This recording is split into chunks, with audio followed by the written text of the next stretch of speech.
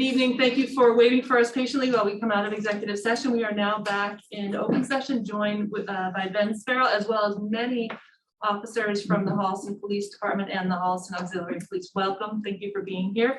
We are joined by the town clerk, Liz Greendale, and we are joined by now Sergeant McGray and his wife, Jen McGray, as well as his mother, Joan McGray. Welcome. Very happy to have you here. And I believe we have a special ceremony about to take place. So I'm going to turn it over to Liz Greendale for what is swearing. Before you do that, Liz, though, I just want to give a little brief history as to why we're here today. On June 1st of this year, this board voted 3-0 to move then Officer McGray to Officer McGray to Sergeant McGray, and tonight is the official swearing in.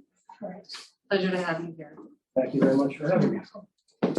Okay, step right up and raise your right hand. I'll try to say this loud so that through the masks. I state your name. I, Andrew McRae, Do solemnly swear do solemnly swear or affirm or affirm that I will faithfully and impartially that I will faithfully and impartially discharge and perform discharge and perform all duties incumbent on me all duties incumbent upon me as a sergeant for the Holliston Police Department as a sergeant for the Holliston Police Department according to the best of my ability according to the best of my abilities and understanding, and agreeably to the rules and regulations agreeably to the rules and regulation of the Holliston Police Department, of the Holliston Police Department, the Constitution the Constitution, and the laws of the United States and the laws of the United States and the Commonwealth of Massachusetts, and the Commonwealth of Massachusetts, and under rules, and under rules, regulations, and ordinances regulations, and ordinances, or bylaws of the town of Holliston. and bylaws of the town of Holliston. Congratulations. Thank you.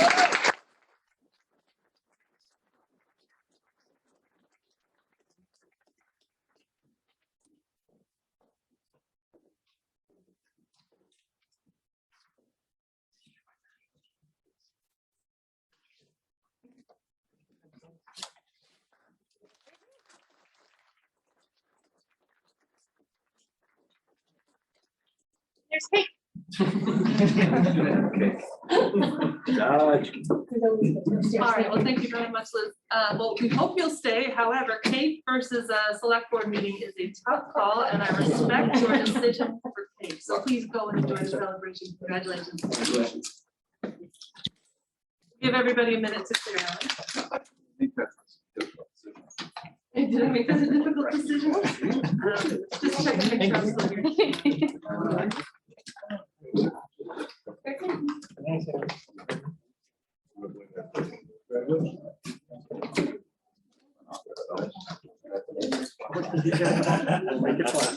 I know. It's all good. Nice. Excellent. How are you? Now I can see you. Congratulations. Congratulations. All right, we'll have to. Or not.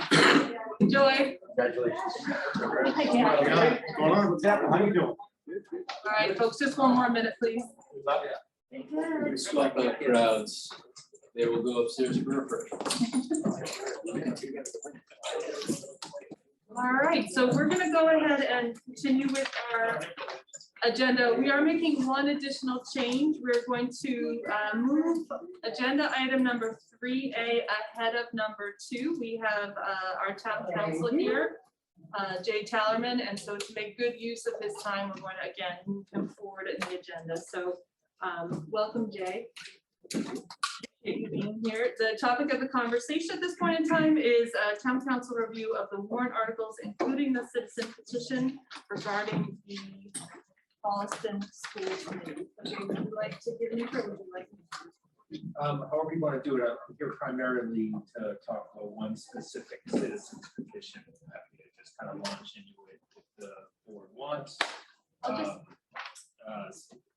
Kind of a unique issue, but an issue that is percolating around the Commonwealth, around other states, and that we've seen and had a chance to discuss a little bit within the firm.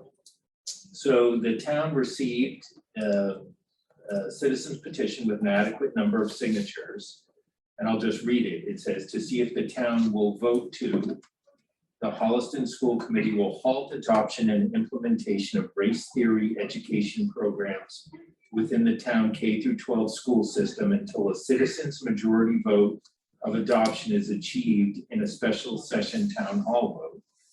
And second, the Holliston School Committee will halt any additional staffing efforts in connection with any new race, diversity, and or equity curriculum until a vote on adoption of said new curriculum is adopted through a special session town hall vote. So I was asked, as I always am, when we get citizens petitions or even your own warrant articles, to review for basic legality, can a town meeting do this, and do some other issue spotting, and if town meeting would be faced with potential legal infirmity of a particular bylaw, how might the board act? How might town meeting act? And these are difficult issues. Town meeting, generally, when someone petitions for town meeting, that article is going to get the benefit of the doubt and it will advance to town meeting to be debated. Sometimes if it's, if the ability to carry out the action upon a favorable town meeting is doubtful, the article would be deemed just advisory and so not completely binding. Here, this article suggests binding action upon the town. So I had to look at whether or not it could propose, or it did propose, with either of its two paragraphs that I just read, legal action. My opinion at the end of the day was that it did not. Neither of those proposed actions, either the one based upon suggested curriculum or the other one seeking to impose requirements for staffing, are potentially legal. The reason for that is that town meeting is a legislative body, kind of like the House of Representatives or any other kind of governmental body, and it has pretty broad power. We can put a lot of things before town meeting. The way the laws are structured in a home rule state such as Massachusetts, they try and give as much bandwidth as possible, primarily with respect to financial matters, but also with bylaws and other municipal governance. However, there are limitations. And one primary limitation that comes up here, when it comes to the general class, is that a legislative assembly cannot enact a little law, and this would be the law of Holliston, where it's preempted by a state statute that says someone else gets to do that. So for example, the select board controls liquor licensing. The town meeting can make suggestions, but it could never say to grant a liquor license to X, because that is reserved through statute to the board, nor could town meeting say to grant a zoning variance to X, because that's reserved to the zoning board of appeals. So there are limitations. Town meeting cannot conflict with a law where that particular action proposed is already reserved for another entity. Here, there's two proposed actions. The first is to essentially adopt a limitation on curriculum to be taught at the K through 12 schools. Now, whether that's wise or unwise, it's just not the job of town meeting. There's a number of statutes that refer to who gets to do curriculum and who doesn't get to do curriculum. Town meeting has authority, has essentially one item of authority over schools, and that is their budget, just the bottom line budget. They do not get to say what the kids get taught or not taught in schools. That starts through Chapter 69 of the general laws with the Department of Elementary and Secondary Education, and then filters down to the more micro decisions of the local school body. So town meeting cannot choose to ban or restrict or to otherwise prescribe a certain form of educational curriculum. That is reserved for another entity.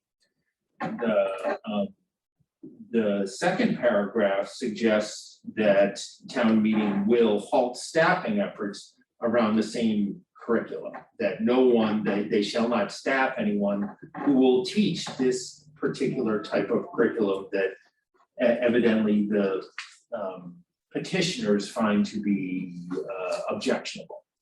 Well, town meeting can't do that either, because town meeting cannot tell a school district who to employ. Town meeting can change their budget up or down, but only the bottom line. They can't say what they do with that money or who they hire. That is not something that town meeting gets to do. So for that reason, that second course of proposed action is also illegal. There's other issues with respect to, and I wrote a memo to the board, and the board can decide if they wish to release it. I think there's nothing particularly concerning if the board does decide. It's a confidential memo, but if the board chooses to, they could release it. There's a couple other concerns I have with it. It talks about in the first paragraph, the halting of and adoption and implementation of race theory education programs. That's not a defined term, and it's a really broad term. If you were going to direct the school committee, even if you could, and I say you can't, but even if you could, that's so broad and so vague, it's virtually unenforceable. Now, if that was all that was in here, was to advise them, then maybe it could stand on its own, because it would just be some ethereal advice. But it's not precise enough, in my opinion, to allow the school committee to adopt any kind of particular curriculum based on this, because it doesn't have any particular meaning. It doesn't say what it is. There's no published form of race theory education that they've identified. That's the same with the second paragraph, where it's halting staffing efforts with respect to new race, diversity, and equity curriculum. Now, those issues, race, diversity, and equity curriculum, probably find themselves across all forms of education in the school district.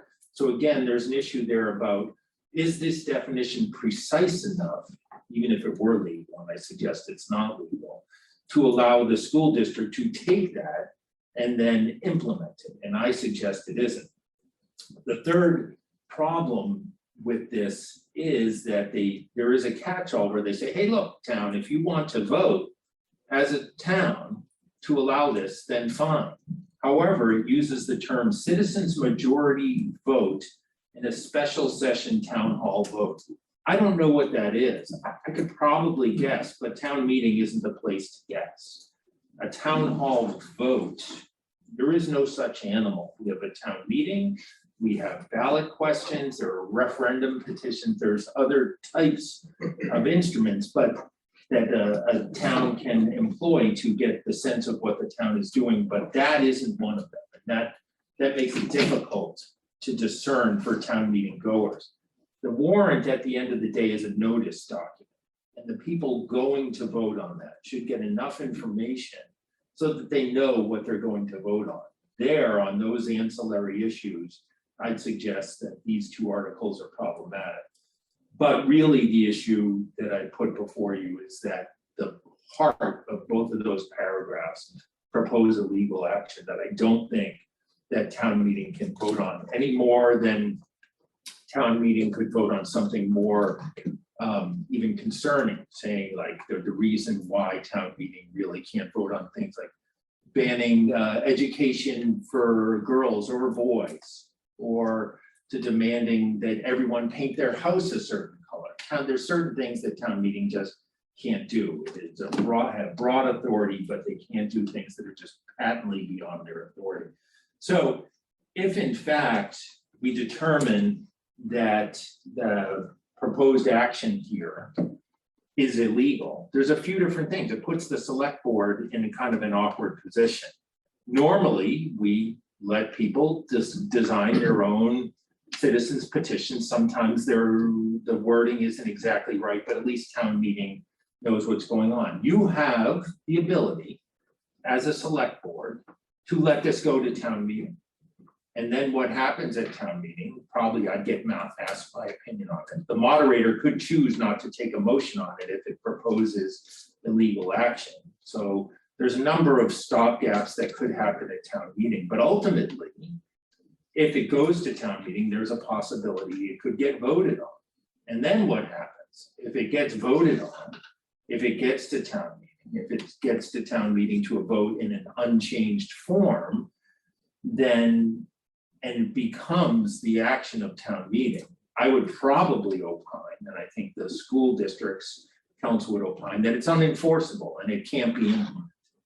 That could lead to litigation by the petitioner saying, no, this is now the law, so to speak, in Holliston, and it must be enforced. Town meeting voted it so. So it sets up a whole other cascading set of problems, which leads me, as I mentioned in my memo, to another action that is available to the select board under some cases decided by the appeals court. And that is that if an action in a petition article is patently illegal on its face, the select board has the right, in my opinion, and according to the appeals court of Massachusetts, to say, we're not going to put that on the warrant. This has happened in a number of communities that I've represented on other types of issues. And when it's happened, the select board has taken a vote. We have then informed the petitioners accordingly that we are not going to put it on the warrant. And sometimes there's some further discussion and some heated words, but that is an option that's available to the select board. So that's kind of the sum and substance of the memo and my research on this. So I'm happy to answer any questions. I know it's somewhat of a hot issue and an interesting legal issue too. So I'm happy to discuss. Thank you, Jay. And John and Ben, how I saw this going forward was to take public comment if there is any, then to turn to the schools. We have representatives here of the schools to see if they have any comment that they would like to add, and then to take the board's comments. Are you both of you okay with that format? I prefer to get my questions off first, but I'll defer to you folks. Okay. I don't mind hearing from other entities. Okay, John, with all due respect, I'll go to public comment and then the schools and then back to the board. Is there anybody on the call or here in the room who would like to make public comment? If so, please raise your hand and I will do my very best to recognize you. So if you're on a cell phone, it's *6. If you're on the Zoom call itself, raise your hand. I see one hand up. I think that's the first hand I see. So that is, I'm reading it off the screen here. Justin Thermos, do I have that correct? Yes, ma'am. So please name, introduce yourself and your address for where you live in town. I live up on Highland Street, 50 Highland Street. My name is Justin Thermos. I'm an alumni of Holliston High School, class of 05, and I have worked in campaign politics and just finished grad school, and I'm here to actually do my civic duty. I was asked to help in basically setting this survey up and executing the petition for the town hall meeting. And I'm not exactly sure I agree with you. Frankly, the school committee and the superintendent decided to unilaterally go ahead and have a meeting in the middle of a Wednesday, say that 14 parents attended, and so that gained approval and vetting, and then subsequently spend $100,000 of money that basically the school system does not have to unilaterally hire someone for an undefined curriculum, which is a curriculum that is very heated, as the attorney of the town said. So we have not received any updates. No parents have heard anything. There's over 400 signatures for this petition, and we have no idea of books. We have no idea what this person's doing here. I've already contacted the town of New Bedford to go ahead and procure his background for the curriculum that he went ahead and implemented in that town. So, I mean, and on top of this, we're talking about litigation. I'm not exactly sure. We're talking about they've already not done the proper thing by funding $100,000 to hire someone without any sort of approval and vetting from the town whatsoever. Thank you, Justin. I'm going to turn to our This should town. be a special town meeting by itself, in our opinion. Thank you, Justin. Jake, could you just come back to Justin made a comment that you identified this was very contentious curriculum. I don't recall those words. No, not that the curriculum is contentious, but the issue of whether or not to teach this curriculum has received discussion on both sides of the aisle, so to speak, pro and con. Okay. I'm not offering any opinion on the curriculum, just I'm just aware and cognizant of the fact. In fact, DESI is as well as other school-related entities that have written in it and published advisories about this, what they teach with respect to race theory education or race diversity and equity curriculum. And there is a number of people on both sides of this question. That's what I'm talking about. The curriculum itself, I take no position on as your counsel. Thank you very much. Thank you, Justin. I see another hand up, Michael Stefanski. You just need to unmute yourself. Yep, Thank you. just your name and address, please. All right, thanks. I'm Michael Stefanski, 120 Brook Street. So I guess I wanted to speak in favor of the curriculum. So I was at the last town meeting where the position, the $100,000 position was voted on.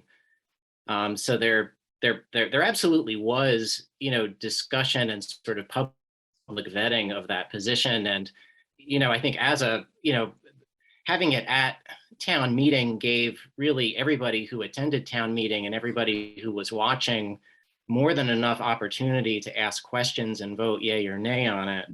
I think the one thing that probably unites both sides of this debate is, at least based on the online comments, is that everybody seems to be against racism and against, any kind of curriculum or pedagogy that would, instill racism or support racism. I mean, I think everybody is against that.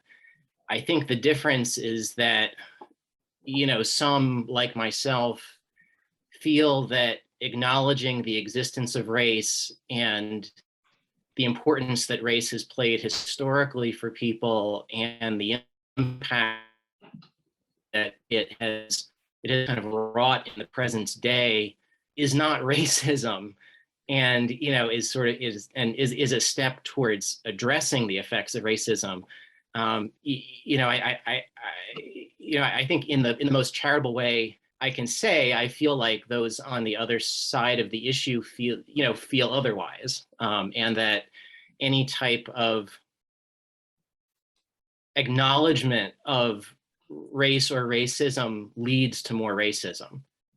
Sorry, I don't mean to interrupt you. I'm just going to ask if you could keep your comments specific to what's being debated tonight or discussed tonight. Okay. The article on the town warrant. Okay, I mean, I think that there's a reason for why curricular decisions are generally made by the school committee and are insulated from public votes. That the school committee and the schools, I think, are vested by us in making these decisions. And I don't, issues of curriculum, I think for very good reason, are not put to general public vote. That's not the role of the schools is to make those decisions. It is not, it's not subject to public approval, yay or nay. So I think it's inappropriate to put it to a vote. And I'll leave my comments. Why don't we talk about what the other? Justin, I'm going to take the next hand up. I believe I saw you had your opportunity to speak. Once I get through all of the folks here who have comment to make, I may circle back around. Is there anybody else who would like to raise? I see Alicia Thomas. Okay, so if you could just unmute your name and address, please. Hi, can you hear me? Yes. Okay, Alicia Thomas, 468 Central Street. And I just want to speak as well. I have a statement prepared here that I've written with some other Holliston residents that have kind of co-signed my statement. So I'll just read it. So we, the undersigned registered voters in Holliston, are in full support of all efforts by the school district to build safe and supportive schools for all Holliston's children and all Holliston's families. The quote, Building Bridges Together initiative at HPS uses the image of one of our town's most iconic landmarks, the 8 Arches Bridge, providing us with a great analogy for this work that we must do together. And this is from the school website. The arches of the bridge overarch the work we will do this year related to our strategic initiatives, pre-K through 12, and embedding our work on social emotional learning and equity. This image is a powerful reminder that this focus is essential, not only for the health and well-being of our community now, but also for our children's future. From our community to our country at large, change related to building greater health and well-being for more of us than less of us has always come from the people. Engaged, active, educated citizens have worked tirelessly throughout our history for the greater good. I just want to give two quick examples of citizens who are educated, making good change. The women's right to vote in 1920, the progression of the grassroots beginnings of suffrage at the Seneca Falls Convention to the passing of the 19th Amendment took 72 years, hundreds of campaigns, and 19 successive Congresses. This work was led by everyday citizens for the betterment of all. And then the passage of the Americans with Disabilities Act of 1990. Parents with children with disabilities stepped forward to engage in a decades-long campaign against the exclusion and segregation of their kids. And the work of these everyday citizens eventually led to legislation securing access for all children. These are the kinds of skills our schools must teach in the conversations that take place in classrooms every day for the future of all of us. Securing the future of an engaged, active citizenry begins in our schools. And when we teach our students where we have come from, they can learn to go on to do better. Our children's future success depends on this work as well. Colleges and universities, as well as organizations and companies today in all sectors of the workplace, are looking for people who are fully capable of working effectively and collaboratively with more diverse demographics that define the 21st century workforce. These essential collaborative skills begin in school when we teach our students the value of diversity. And to quote a recent statement by the Massachusetts Association of School Superintendents, schools have, quote, a fundamental moral responsibility to teach history and social science in all its truth, the pleasant and the unpleasant. Teaching history and social science is to understand and ultimately to embrace societal and individual learning and to foster collective empathy toward the greater goal of improvement for all. We do this by exploring and understanding our history and current status of race, equity, diversity, and inclusion in our nation. We believe in building the future through this work. This is who we want to be. And in Holliston, this is who we must be. And this is signed by me, Alicia Thomas, Barbara Fritz Warby, Tatiana Glazanova, Robert Principe, Jane Cahuth, sorry, and Ava Stahl. Thanks, that's it. Okay, thank you. All right, is there anybody else who has not yet had a chance to comment who would like to?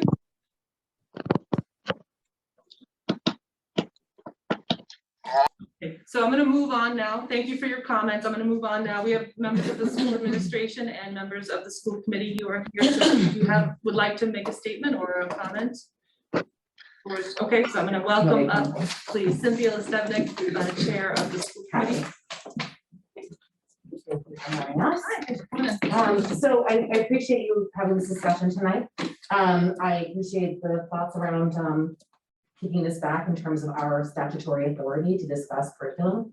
To that end, we are planning and have been planning since July to have at our October 14th meeting, we have a presentation from our new social and emotional learning and equity director, Dario Vernier, who's going to be doing a presentation about the scope and focus of his work in the recovery of our district, particularly over like the trauma and recovering from the pandemic, especially in terms of our social emotional learning, and also talking about anti-bias and really having a more overarching discussion about how we attack professional development and work within our schools in a more comprehensive way that's pre-K through 12 rather than piecemeal throughout our schools.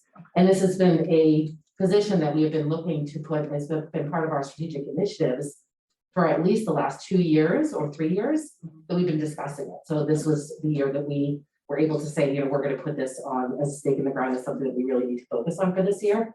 And going forward, it's not going to go away. It's something we know it's long term. So thank you. And the October 14th meeting is open to the public. it is, and we'll have ample opportunity for people to ask questions, and hopefully that will allay some people's fears about how we're moving forward. Thank you very much. All right, seeing no other public comments from the room or the Zoom call, John, do you have questions? Just a couple. I guess the first question I'd ask is either to our town clerk, Liz is here, from Greendale, or Travis. Has anyone had any conversations with the applicant about these legal misgivings to inform the applicant of the problems with content and what to do to remedy it? So the gentleman who spoke this evening is the petitioner who led off the conversation. So I let him know that we would be bringing town council in to discuss it this evening, and he said thank you for letting me know that he would be here, and he was, and that was the extent of that conversation. So let me ask the applicant if I could. Justin, are you the applicant for the citizens petition? I am the applicant and there's 400 people behind me. So I guess the question is, you've heard from our town council about the legal concerns associated with the way your citizens petition has been drafted. Do you accept those and understand that there may be no place in the warrant because of its unenforceability? I understand that there's some gray area there, but I also do understand that the school committee has a responsibility to allow its curriculum and any hiring to be vetted by the town, which is they were negligent on that duty. And on top of that, the budgeting, as you stated, is under the purview of the town. And the school committee decided, with the help of the superintendent, to go ahead and hire someone at $100,000 when they're trying to make 650 grand from federal funding stretch enough to fill their budget. I've sat in their budget meetings. So I'm not exactly sure how she can find the moral authority to engage in social programs like this and not vet it with the people in the town, because obviously we stopped at 400 signatures. I guarantee you I could get more. So this is going to be an issue. Even if you don't find this particular petition and the wording of it acceptable, this issue is not going to go away, and you will continually have to deal with this. Jay, question with regard to citizens petition articles, in your experience, either within Holliston or outside Holliston, we don't expect citizens to have a complete command of our bylaws and our ways. And frequently when they write these things, they come at it from a perspective of the layperson. In this case, this particular article is flawed the way it's written.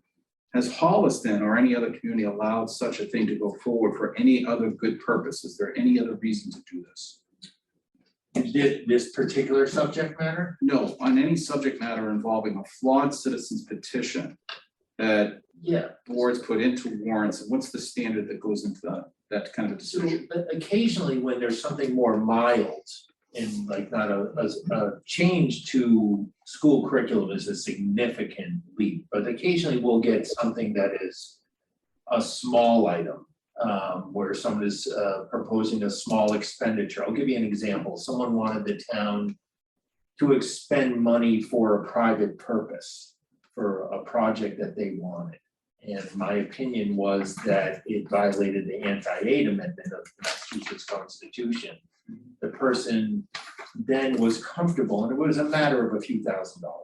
The person was comfortable enough with saying, well, could I just we have a warrant article recommending that this happen. Another one that a little more esoteric, many years ago, more than 2 decades ago, the Amherst town meeting famously voted to ban nuclear weapons. And it was viewed, even though they obviously had no such authority, as just advisory in nature. So these kind of protesty kind of things can kind of get converted through an agreed motion practice to just make it more advisory, more of a recommendation. So if an article like this was to make a recommendation purely for that purpose, then you could see that there could potentially be room for it to go forward. And again, the select board could still decide that it should go forward. The concern here would be that if there are 400 people and they vote this affirmatively as written, and would have to put it in the warrant as written, then it puts the school in a somewhat of an unenviable and untenable position to a degree. Now, there's still remedies, but it sets forward a number of actions that would probably generate some equal and opposite reactions. One of those things that I wanted to clarify earlier when you were talking about that outcome. So if the petitioner's article were to be voted favorably at town meeting and lead to a cascade of legal concerns involving school authority and so forth. Doesn't the Attorney General's office of the state have something to say about that?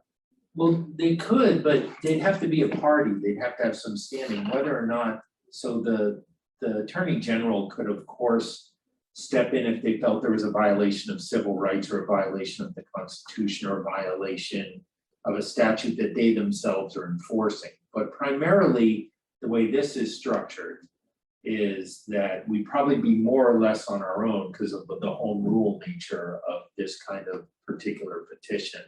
So if, in fact, again, to kind of spin out the events that could happen, let's say it got approved as written at town meeting, and then the school committee, as I imagine they would say, we're not going to implement it. Someone could then say, this is a legislative decision. It's the head petitioner has already said that he feels that it's a legal proposition, could then seek an injunction against the school committee, which we would then have to defend. So just to go back real quick onto that AG point, I was under the impression the AG reviewed all articles after town meeting for compliance. No, That is not the case. only bylaws. Changes regarding. Well, unless special acts, and there's some other things too, charter changes, things And that. not citizens petitions. No.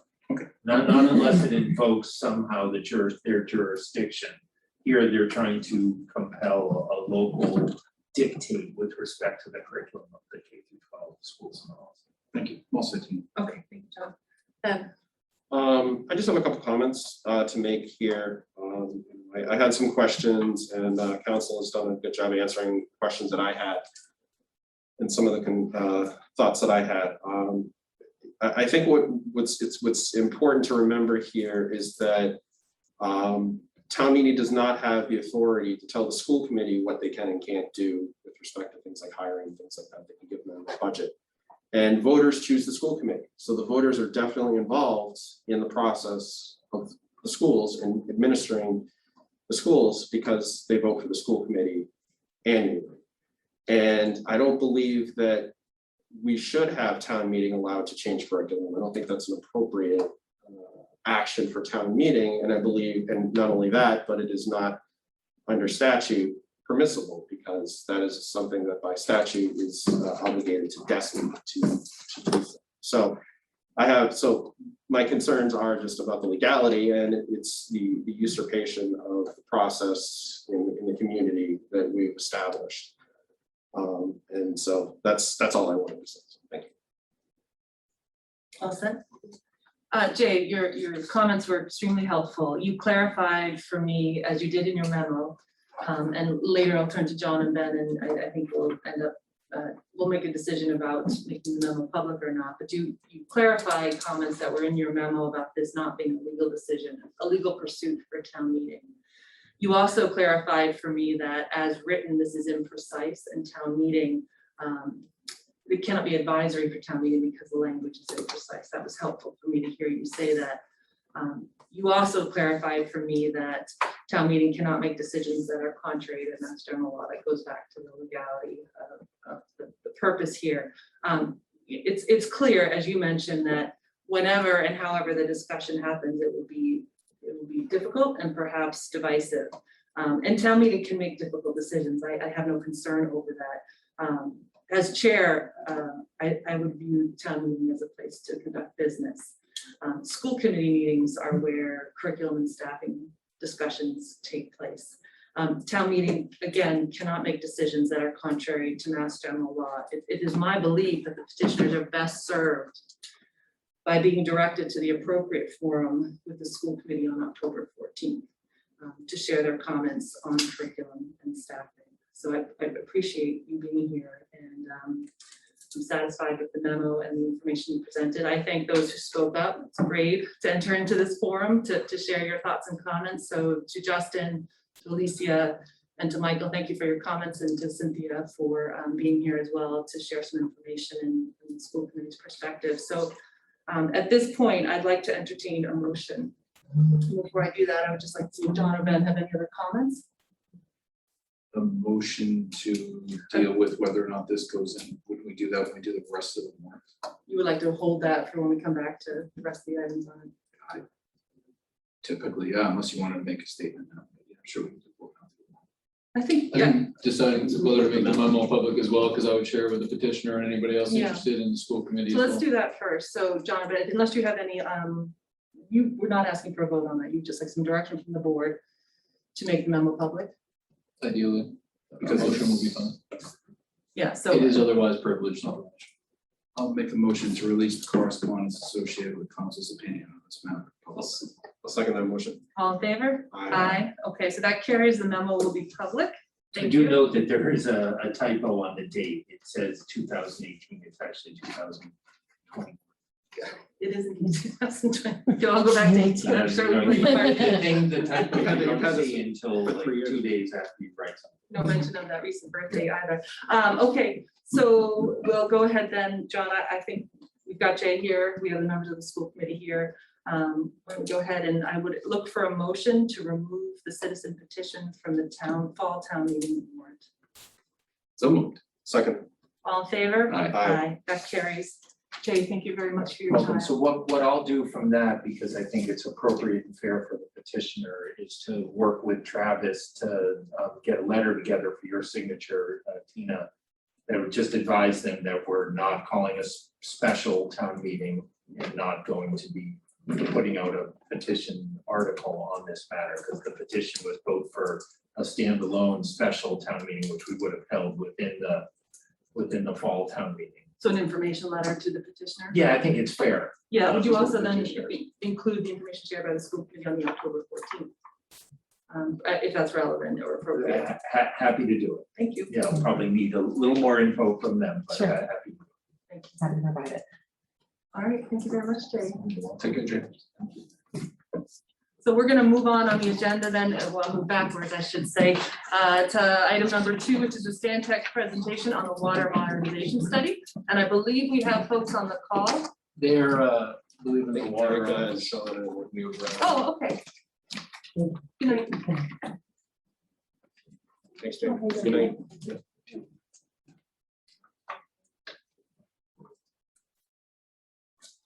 Just 1 minute, folks. We're waiting to bring in the presenter for the agenda and item number 2. They're coming in right now.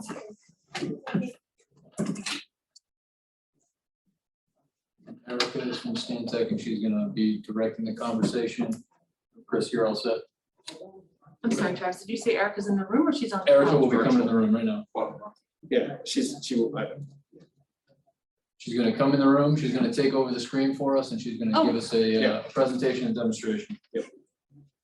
I'm showing my lack of technology skills. I see what she's doing. I understand. Hello, Erica. Hi, Erica. You're welcome to join us. Either of these seats, we just need the microphone in front of you. Okay. Go over here so I can see. Yeah, perfect. So whatever you bring up on the screen, you'll see here as well. So I'm happy to welcome Erica Lotz of Stantec to review the report from Stantec on our water modernization study. So the floor is yours whenever you're ready. Do you have everything you need to show your presentation? I think I do. We're also joined by Sean Reese, our DPW superintendent. Okay, welcome, Sean. Great. All right, thanks, everybody. I'm gonna just start with a little bit of a presentation, and then I have a dashboard that I'm gonna demo. And just a point of clarification, we are at the draft level with this report. So we're gonna talk a little bit about some of the findings that we're seeing and some of the analysis. And I welcome sort of feedback. So it's up to you if you'd like to interrupt when I'm kind of going through, or if you want to hold your questions to the end. I'm not sure what your style is. We're more of a point, so we'll probably let you go, and if there's a major point of clarification at that point, we'll say something, but no, please go ahead and we'll let you, the best of our ability, go uninterrupted. Okay, great. All right, so the agenda for what I'm going to speak to today is we're just going to talk a little bit about the background, go into a summary of the water supply analysis. We'll talk about the water distribution systems, some of the next steps for the studies, and then we'll take some questions. So a little bit of background, Stantec has actually 3 kind of ongoing tasks of the town. I think a couple of weeks ago, some of my colleagues came and talked a little bit about the sidewalk analysis. And so today I'm going to be talking about the water supply and the water distribution system improvements. And all of these studies are really planning level documents to guide some of the infrastructure decisions that the town will be making in the future. So on the water supply side, the town is fed by wells within the water system. And what we're doing on the supply study is looking at the pumping capabilities of each of those wells, combined with looking at some of your existing population and water demand, and trying to understand into the future, do you need more sources of supply, or are your existing sources of supply sufficient? So as part of that, we're looking at historical population data along with population projections going into the future. We're looking at a history of water demands. And then we're also looking at existing sources to see if they're sufficient to meet the future use. So what I have on the screen here is just a summary of the historic population. So you can kind of see the population, this goes from 1990 up to 2020. So especially in the last 10 years, there's been a kind of a steady increase in population within the town. And right now you're just about 15,000 people. In a similar kind of 10-year time frame, there's a lot of data on this graph, but I'd like to call your attention to the right-hand column. This is historical water use presented in million gallons per day. So if you see on the right column, in 2019, we're at 1.06 million gallons per day. And that is the average over the course of the year. So you'll have lower demands in the winter and higher demands in the summer.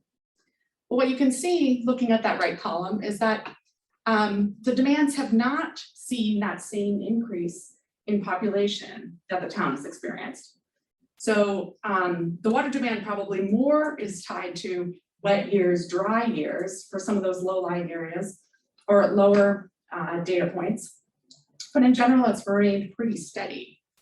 And that's fairly consistent with what other water suppliers experience. So the MWRA, for example, is seeing a 1% decrease every year in their water demand. So even though they're supplying the same Greater Boston customers, and in some cases expanding, if you think about all the development that's happening, they're not seeing an increase. Could that be water conservation too? Yes, so certainly plumbing code improvements, and as people do improvements to their home, low flow toilets, that kind of stuff, but seeing an overall decrease for the MWRA, and you're seeing kind of, I'd say more of a flat curve here. So what we also like to do from an engineering standpoint is look at what is that ratio between maximum day and average day. So this really gives us an idea of how much water is being used in the summer versus on just a day, kind of like today maybe. So you can kind of see that ratio has varied over time. So in 2009, it was 1.8. It kind of maxed out at a ratio of 2. So essentially meaning that the max day is 2 times that of the average day. But in more recent years, it's really been hovering right around 1.6. So that kind of ratio is pretty good, representative of a general residential kind of area, but also some lawn watering, but likely you do some restrictions in lawn watering, and that's reflected in that as well. So what we want to do is look to the future and how are our populations going to change over time, and how is that going to be impacting the overall water demand? So left-hand side of the graph shows the historic data that we've kind of looked at previously. And then the right column, the right half of the graph is a couple of population projections. And as of now, we have not landed on what our recommendation is around population projections. It's a little bit tricky. So if you look at the 2 lower lines, the green line and the gray line, those represent population projections that were developed from the Metropolitan Area Planning Council along with it's the UMass Donahue Institute. And so it seems like they were using probably the census, the 10-year census data as their starting point. And these projections were done in 2015 and 2018. But they're actually projecting a decrease in population, which probably doesn't exactly align with what you've been seeing the last 10 years. So we often rely on this analysis that are done by these agencies as the basis of our population projections, but they don't really seem aligned here. So some of our next steps on this study are going to be to drill down a little bit more. What projects are on the horizon? What do you see as how things are changing in town? You know, fill me in a little bit on what's sort of happened over the last 10 years that account for this increase in population, but yet not an increase in overall demand. So, so right now, this is kind of where we're at with the analysis. If we look a little bit, you're limited in your water supply by the Water Management Act authorization. So your average day demand, generally speaking, looking at the last 10 years of data, is about 1 MGD. And you have a registration of 1.14. So right now, you're in pretty good shape. But depending on that slope of that line, on those projections, it could be questionable. If it's flat, then you're probably pretty good. But if the line continues to be pretty steep, you may not be. And that would really just mean that you would need to start looking at new sources of supply. Can I ask you a quick question? Yeah. Can you go back to the price level? Water. Is that dictated, is the water management number dictated by supply or demand? Is the state saying you only have so much water to pump, therefore you must restrict it to 1 million gallons per day? Or is it on demand, the number of people that live in your community? So, so there's two things. So one is the Water Management Act registration, which is what I'm presenting here. And this is water that you're fully entitled to, but it is backwards looking. It's looking at what your demand was for all the decades that you've had a water system. And that registration is what you are completely entitled to. Nobody can take any of that away. You also have a permit, which I didn't list here, but the permit is on top of the registration, and that brings you to 1.41 MGD. And the reason I didn't put it there is that the permit, that was created and added when well 7 was authorized. And well 7 has not actually been constructed. And there's challenges with constructing it because it was developed, it was evaluated on Army Corps land. So therefore the town never moved forward with constructing it. So therefore I'm not exactly sure whether you're completely entitled to that 1.41, but you're definitely entitled to the 1.14.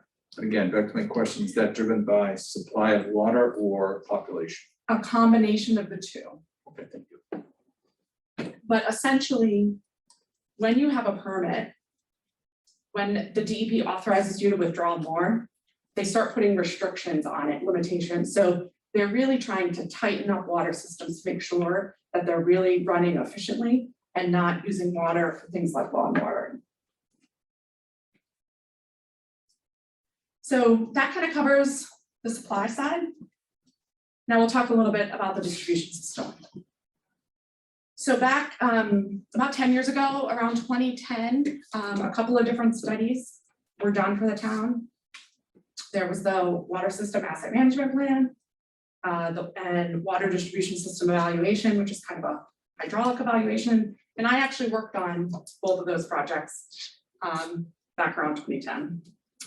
And so what we're doing now is we're essentially updating those, looking at what work we've done since then and try to pull together a game plan for moving forward with water distribution system improvements. So we're really talking about the pipes here and the improvements associated with the pipes. So these improvements are, generally speaking, going to be driven on the age of the infrastructure, the pipe material, the proximity to wetlands, history of breaks and leaks, whether there are any known water quality issues or known problem areas, along with hydraulic improvements and looping. So what we're kind of doing with these water improvements is we're also, in addition to setting a course for the priority based upon breaks, leaks, known issues that we listed on the others, we're also looking at comparing these water priorities to other infrastructure work. So I referenced earlier some of the sidewalk improvements. There's also sidewalk gap analysis, which was done as part of the Complete Streets project. And then also Sean Reese has provided upcoming paving plan. And so we're kind of looking at all these data sources together to understand, are there any commonalities there, or does that change our priorities at all? And the takeaway, and I have a dashboard that I'll demo that shows all those different features, but essentially the water improvements are really are very substantial. And those water improvements really need to be the priority because your infrastructure is aging and you need to stay on top of that. So our recommendation is when you're going to tackle any water improvements, when you're at the kind of the planning stage for any given water main improvement project, we're recommending that you investigate other infrastructure within that immediate area. So don't have the sidewalks drive the water main, have the water main drive the sidewalks. And the benefit of doing that, if you can find those synergies where those two overlap, you can reduce the impact to residents. And it also allows you to maybe better define the paving improvements that you might include as part of the water main work itself. So we talked a little bit about looping improvements. And so I just did a little screen capture here of kind of just a representative location off of Central Street that shows a couple of dead ends. So I can kind of speak to it. In general, dead ends cannot be completely eliminated.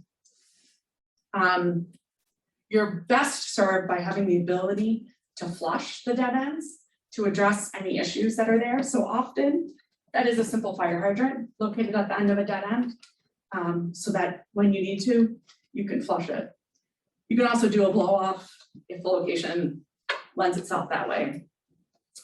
But for our improvements, our looping improvements are really focused on where there's a benefit hydraulically. So whether that's fire flow or reliability, and also where easements are not required or are easily obtained. So my example, and I guess the other piece here at the bottom, is that looping does not always guarantee that water quality improvements are made and can sometimes exacerbate the problem. So kind of just look at this example. It's Donna Road and Skyview Terrace, right? Two parallel mains to each other, both are dead ends. So you might look at that and say, oh, if we could just connect the two ends of that, that would be beneficial. And sometimes it would be, but sometimes it can also be almost a waste of money. So the reason is, for one, you probably have to obtain easements. That could be definitely a challenge. There could be a reason why there's not already homes there, like a vast change in elevation or maybe ledge, but also just hydraulically. So those dead ends right now, all the people along those streets are getting water off of that water main there. If you connect at the end with a pipe, kind of just crossing those two locations, what may happen is the water that's in that new pipe segment may simply slosh back and forth, right? So there would be a flow reversal. Flow would be coming down Donna, flow would be coming down Skyview Terrace, and it would come together and it would be a slosh zone where the water is simply going back and forth. And that can actually lead to water quality problems. So, the best kind of setup is when it's a good grid system. So flow can move constantly in all directions. But in this case, at this example, it may not be the right solution here. So in looking at your water distribution system, a lot of this graph here represents the years, the decades essentially, that the water mains were installed. And you can see the tallest bar there is the 1960s. That's really when the bulk of the system went into place. And the challenge that's happening with the water distribution system is the pipe material of the majority of your system is AC pipe. And when AC is installed in like wet conditions, sometimes it deteriorates. And the useful life of AC pipe is typically lower than that of even cast iron or ductile iron. So we think of cast iron and ductile iron as having like life of 100 years. But AC pipe, What is AC? asbestos smash. Okay. So there's no asbestos in contact with the water. It is merely the pipe itself. But what happens is it doesn't last forever. And so we assume, useful life of somewhere between 50 to 70 years. So you can imagine if we said 50 years and it was installed in 1960, then all that pipe is due essentially now for replacement. So back in 2010, the recommendations were to start chipping away at this infrastructure and start improving and renewing the water distribution system, because there is a bulk of your pipe that is aging together. And depending on its integrity, depending on the soils it's been installed in, the moisture content, all of those are going to determine how quickly it fails. So in this case, if you can try to keep doing a lot of improvements, keeping up with it, you'll be in a good position. And you've done that. You can see the 2010s show the miles of pipe that have been done in more recent years. When do they stop using AC pipe? In the 70s. So we can presume everything from the left all the way to the 70s is AC. Yeah, and I think it was maybe mid 70s, but generally speaking, yes. Thank you. And why did they stop using it? Because of its temperamental nature, or? I think it more the ban on use of asbestos in general for all building materials and all items. So not specifically the pipe, but just the product in general.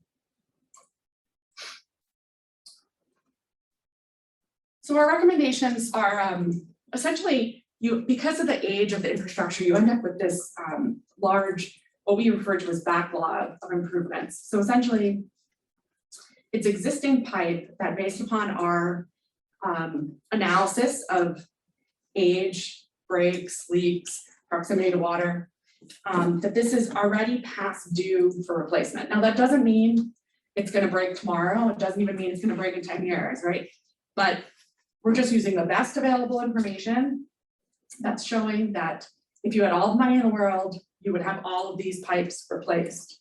And so we referred with backlog, things that are past due. What we ran our analysis on was looking at if you kind of continue to proceed doing like a mile a year, which is about $1.3 million annually. And some of the plan that we kind of laid out based on the physical proximity, some of the plan years we show less than 1.3, some more, but overall on average, it kind of rolls up to about that. And the priorities for the pipe improvements are generally based on areas where there are known water quality or operational issues. And consideration could be given to implementing more than $1.3 million a year if you so choose. But I kind of caution that approach to that it should be looked at like specifically, because you could have a whole, if you try to tackle multiple projects in the same general vicinity, and I think you'll see that lots of our improvements are on the east side of Holliston. So if you tackle too many projects concurrently, that impact to those residents would be really significant. If you had every street they turned down, there was another water main project happening.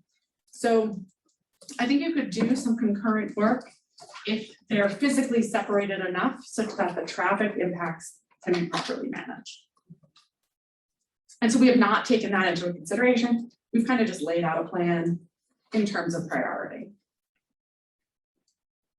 And so I have here kind of a list of improvements with my big draft on it, because we're still kind of working through it. But why don't I switch to a map and we can kind of look at that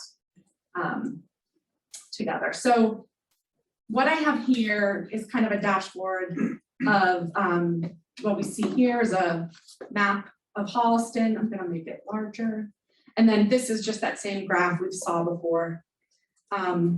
This is a graph of the backlog and how the backlog increases over time. So again, this is what's kind of already due for replacement. And that increases over time because the infrastructure is getting older.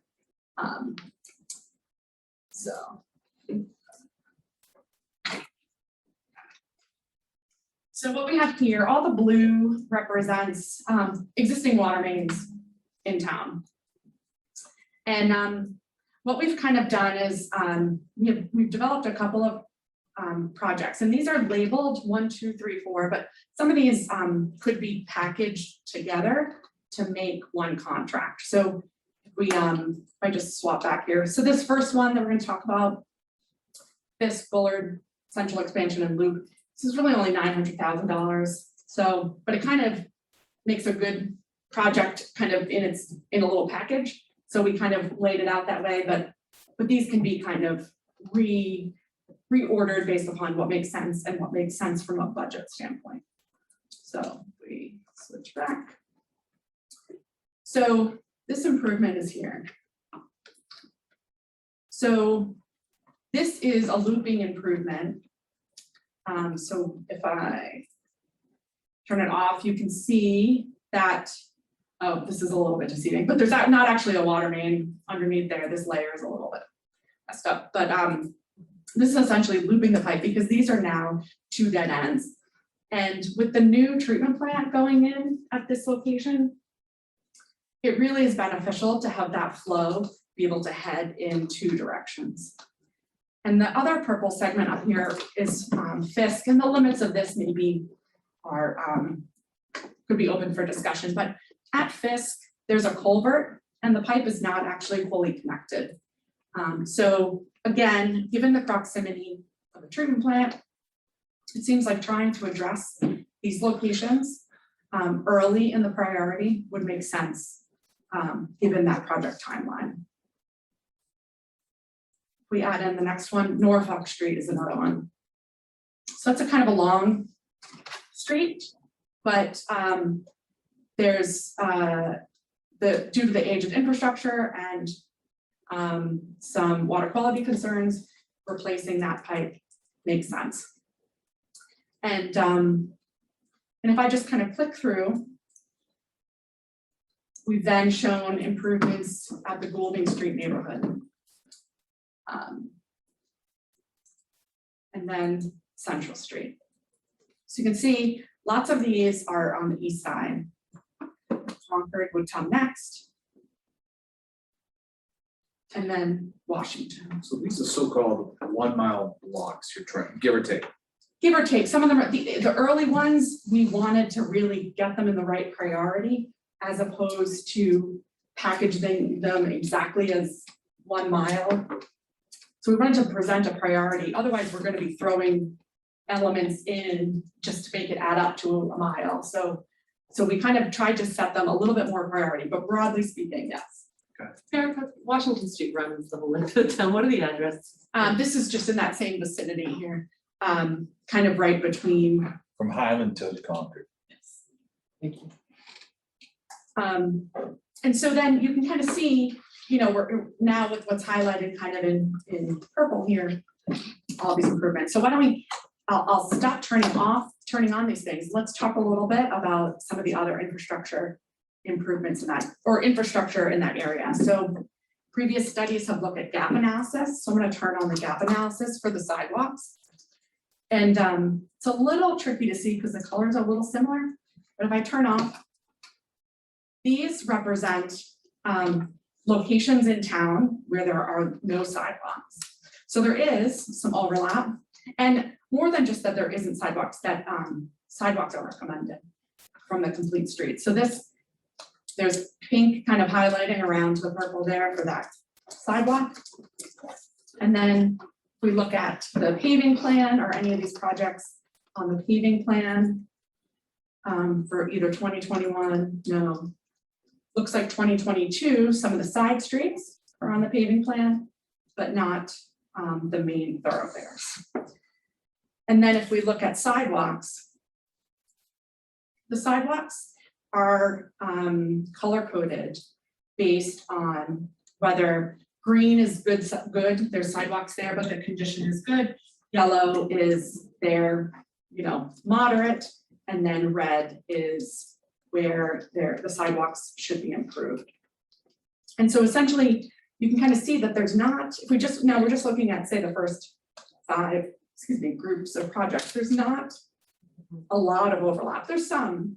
Washington Street has some here. So there's some, but it's not, they're not like, exactly overlap. So our recommendation is to do the water main improvements as you, as kind of recommended. And then before you tackle the improvements, take a look at, are there sidewalks that need to be done? Eric, I'm just gonna stop you for 1 second. Yes. You first said sidewalk gap, and that's where there are no sidewalks. That was your first sidewalk Yes. overlay, and now you've moved on to where there are existing and you're doing that repairs. Correct.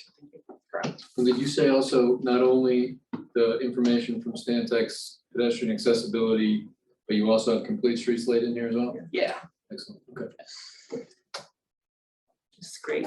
So, so this is, this was the approach, I'm kind of stepping you through sort of our rationale, like we identified the pipe improvements, then we start looking, overlaying these layers. Are there opportunities where both can be done? The answer is yes. Are they exactly overlapped in terms of like the sidewalk priorities exactly match the water priorities? No.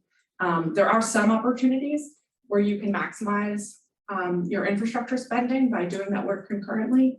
But again, it shouldn't be, you shouldn't let the sidewalks drive the water. You should let the water proceed. And when you're in the planning phases, start thinking about other opportunities to do sidewalk at the same time. Is there opportunity to do, full curb to curb restoration, any kind of those things, and look at it that way, but let the water drive and let the water proceed, because the improvements are important. Eric, I'm sorry, John, go ahead. So on that point, you said let the water drive the decision making here. You had as your top priority Fisk, Bullard Central as a loop. There is no synergy with those sections for either sidewalk gap issues or sidewalk repair issues. So if I'm hearing you correctly, you're saying don't bump that project down to bump up, say Norfolk, where we would say there's a gap issue on Norfolk. You're saying keep number one. Yes, and and there might be, I do believe that there is Norfolk might I think there is a gap analysis recommendation. Yes. I'm sorry, on Central Street. Yeah, but it's the lower part of Central, not the part that you had highlighted for the first priority. Right. All right. Thank you, John, I'm sorry. It's okay, thanks, Nina. I think, Erica, we never really envisioned, this is just my recollection, sidewalks everywhere we put a water pipe. We envisioned a sidewalk network that would, through the major thoroughfares, connect neighborhoods to the town's core and its school system. So have you made some assessment of which sidewalks would be in or out of that assessment? Like, for example, you look at Norfolk Street. Norfolk Street should get a sidewalk. The connective neighborhoods in there don't need the sidewalks. Is that part of your assessment?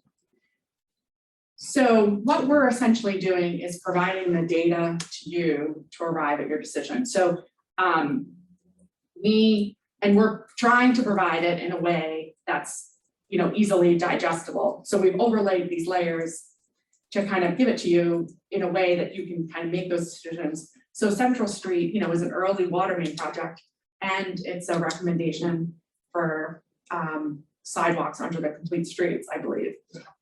So therefore, you can kind of look at how you accomplish that. But from a practical standpoint, if you think about the construction of this work, the work done by the sidewalks is, a water main crew is not going to be the crew that is putting the sidewalks in. Utility construction is specialized.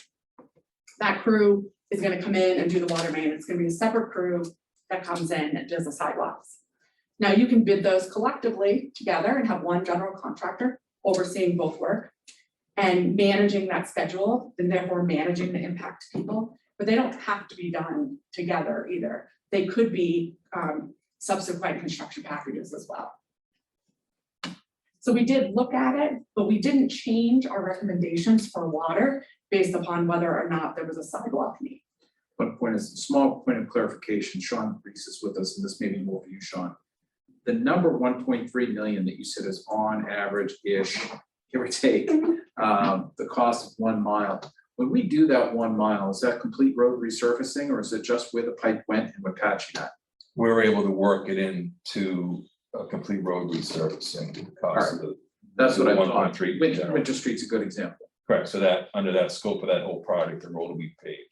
And Erica, to the best of your ability, I'm gonna put you on the spot. If you were to say along that same 1 mile stretch of road, we're now gonna put a sidewalk, what does the 1.3 number become? I don't have those numbers in my head because I'm a water engineer. I didn't come up with those. I didn't prep on that point, so I can't give that to you. That's a number I'd like to try and get the answer on, so. Yeah, and again, you know, just to speak aside, there's so many different factors that come into the sidewalks, you know, and drainage and all that, aprons, all that stuff, but I think they did price at a general linear foot in the last presentation. Yeah, Just yes. pull it up there. We can pull up. So And some of those, and some of the projects Derek was speaking of, so Norfolk Street does make sense with the, you know, if we figured that was a project we're gonna do, because we do want to prioritize sidewalks down there. You know, with the connectivity, the park, Central Street is an area that may warrant some sidewalks, but certainly as soon as we add the complexity of the sidewalks, we have the land takes that can certainly drive costs way up. So the numbers that were generally thrown about for the, or the numbers to use when calculating sidewalk costs are broken out between bituminous concrete, which is 93% of our sidewalk inventory, Portland's cement concrete, which is 7%. So it's $15 per square foot on the bituminous concrete and $20 per square foot for the PCC, with additional costs related to brick and brick accents. And then we have just under 500 publicly accepted ramps onto those sidewalks, and then those have additional costs as well. So for bituminous concrete, that's $3,000 per ramp. For PCC, it's $5,000 per ramp. So we can calculate out based on, you know, what the water main is covering and come up with a cost for what the sidewalk would be for that same area. And there will be, to Sean's point, an asterisk on that, because you know, once you start doing that, then you want to make sure that the road is crowned properly, and you know, curbing, and you know, it has a bit of a snowball effect. That's one more question. So Eric and I have worked obviously on this in the past, but my question is just in regards to the maintaining of the 1.3, what basically the mile a year. So if you look at it, we haven't spoken, we have 100 miles of water main. Of that, say roughly we need to replace, or say 50 miles or so are transite, the AC main. My concern would be this maintaining that 1 mile a year puts us, like, we're almost 100 years out before we've actually you know, established all these water mains. So there's a thought to like another type of option that, you know, for maybe go in different parts of town, or we find the money elsewhere to just do more and kind of expedite the water main replacement.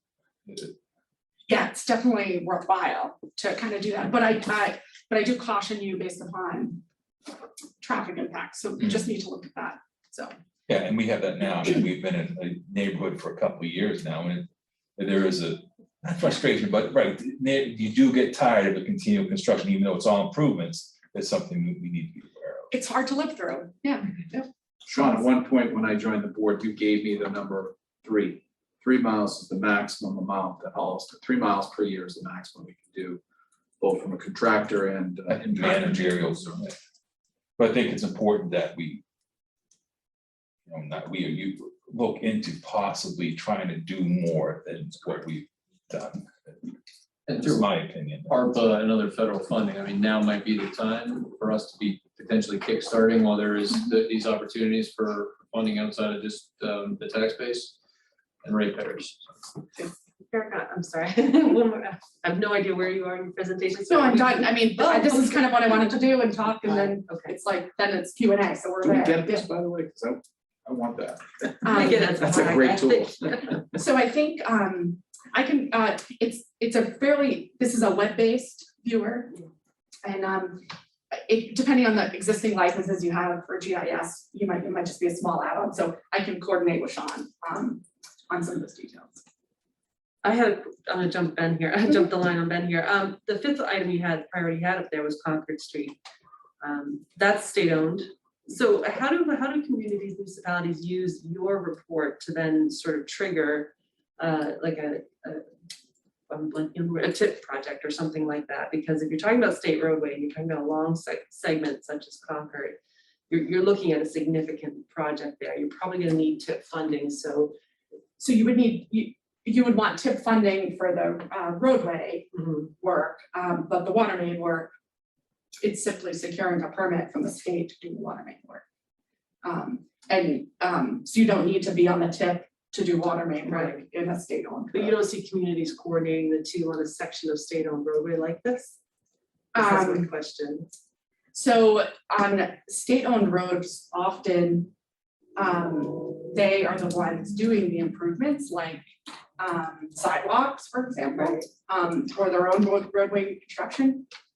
And in that case, the water main, once MassDOT starts talking to you, like, we're gonna come through and we're gonna redesign this roadway, often then the water departments pivot and get that work done faster, move that up in a priority so that they can implement the water main improvements before DOT comes through with the work. Okay. My hope it would almost, in that particular case, we could flip it and the plan, we hopefully get DOT to act on that corridor improvement.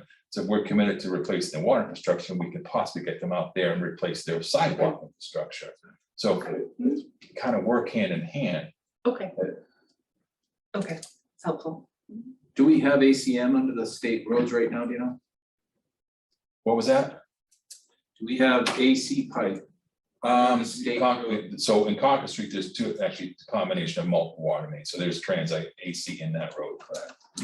Yeah. So it's an area of breaks and that type of stuff. That's why. That'd be on the list. What about certain sections of 16? A lot of that is ductile. So it's actually, that side of town is relatively, I think the majority of it's ductile. I'd have to look at the rest, but most of that is ductile iron out there. What do they have, like 2 miles of state roadway total in town or something like that?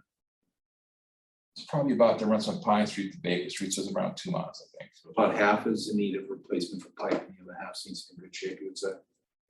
that's a fair estimate, yeah.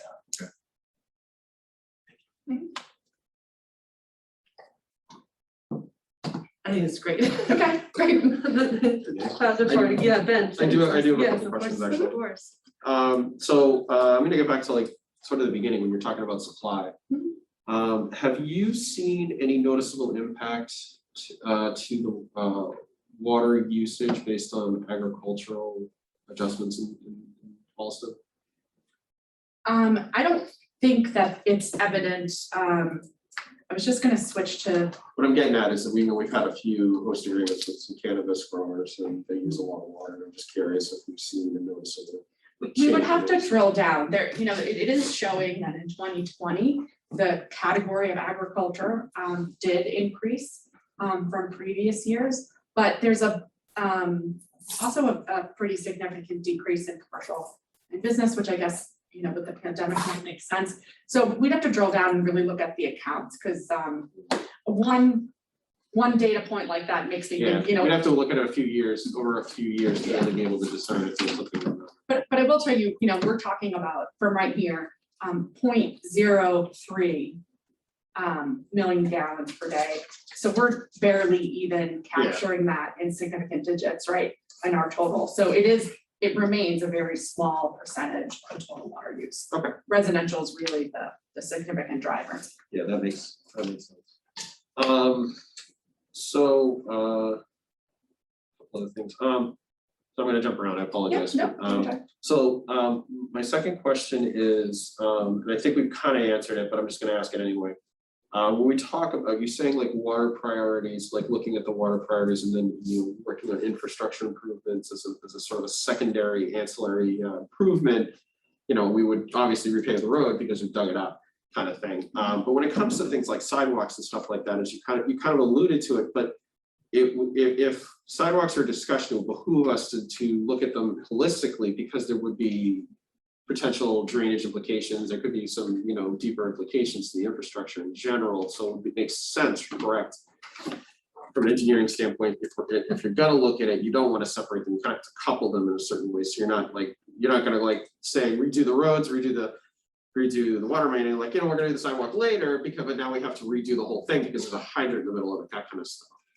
Yeah, so you do want to kind of have a game plan on the horizon, where your priorities are for sidewalks, where are your priorities for water, and where do those overlap? And then start planning enough in advance so that you can take the right approach. Because even something as simple as like the survey that is needed to develop base plans for water main is not the same level of detail survey that you need to lay out the roadway. Right. So you got to start that right from the beginning if you want to save some money, by utilizing the same survey. So there's things like that. So you do need to think about it enough in advance. Okay. I have a few. Keep going. Yeah, Okay. please. Another question, I'm gonna jump to looping. One of the things you said, it does not guarantee quality improvements. If like the example that you gave, I mean, I understand there could be some, physical restrictions and some, that could preclude us from taking an action such as looping. But let's just say hypothetically there was an issue there. Is there something that can be done that to mitigate some of a water quality issue besides looping, or is it just basically like we have to, each individual has to take it to their own thing? So I think flushing and the installation, so making sure that there's the ability to flush the main to see, are there water quality issues when the water is fresh, right? When you kind of flush the main, are there still water quality issues? That kind of those steps, flushing, a blow off, which would, is just really a smaller way to flow water at the end. Those would be more of the initial investigations that would be done to see, are you still getting water quality issues when the main is filled with fresh, clean water? So it's kind of a series of troubleshooting, and looping would be a step late in the process, because you have the potential to invest money and not actually, invest decent amount of money and not get the result that you're looking for. Yeah.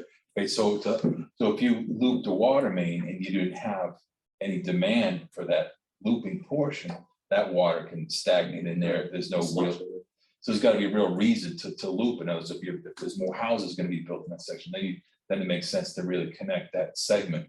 Otherwise, you can create just more stagnant water or just creating a new issue. Right. And so for the priority one that you had earlier for the Village Central area, some of that has to do with looping. And so if we were to look for this warrant coming up in October for the priority list that you had here, and approach the design engineering permitting stage of that, priority project that you've identified, that would be part of that component of that project?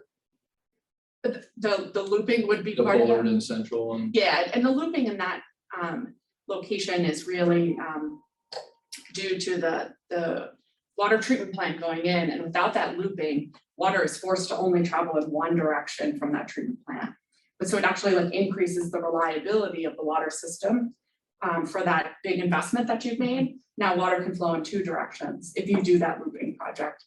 So then if you have a problem on either side of that discharge coming from the new treatment plant, you don't render that treatment plant completely offline just because you had a water main break. Water can travel in the other direction. Excellent. So it's those kinds of reliability issues that are easy decisions when it comes to looping, where this is a main road within the system.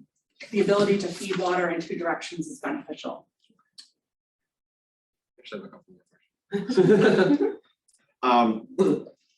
My next question, you mentioned a pipe condition index of 47. How does that compare to other communities?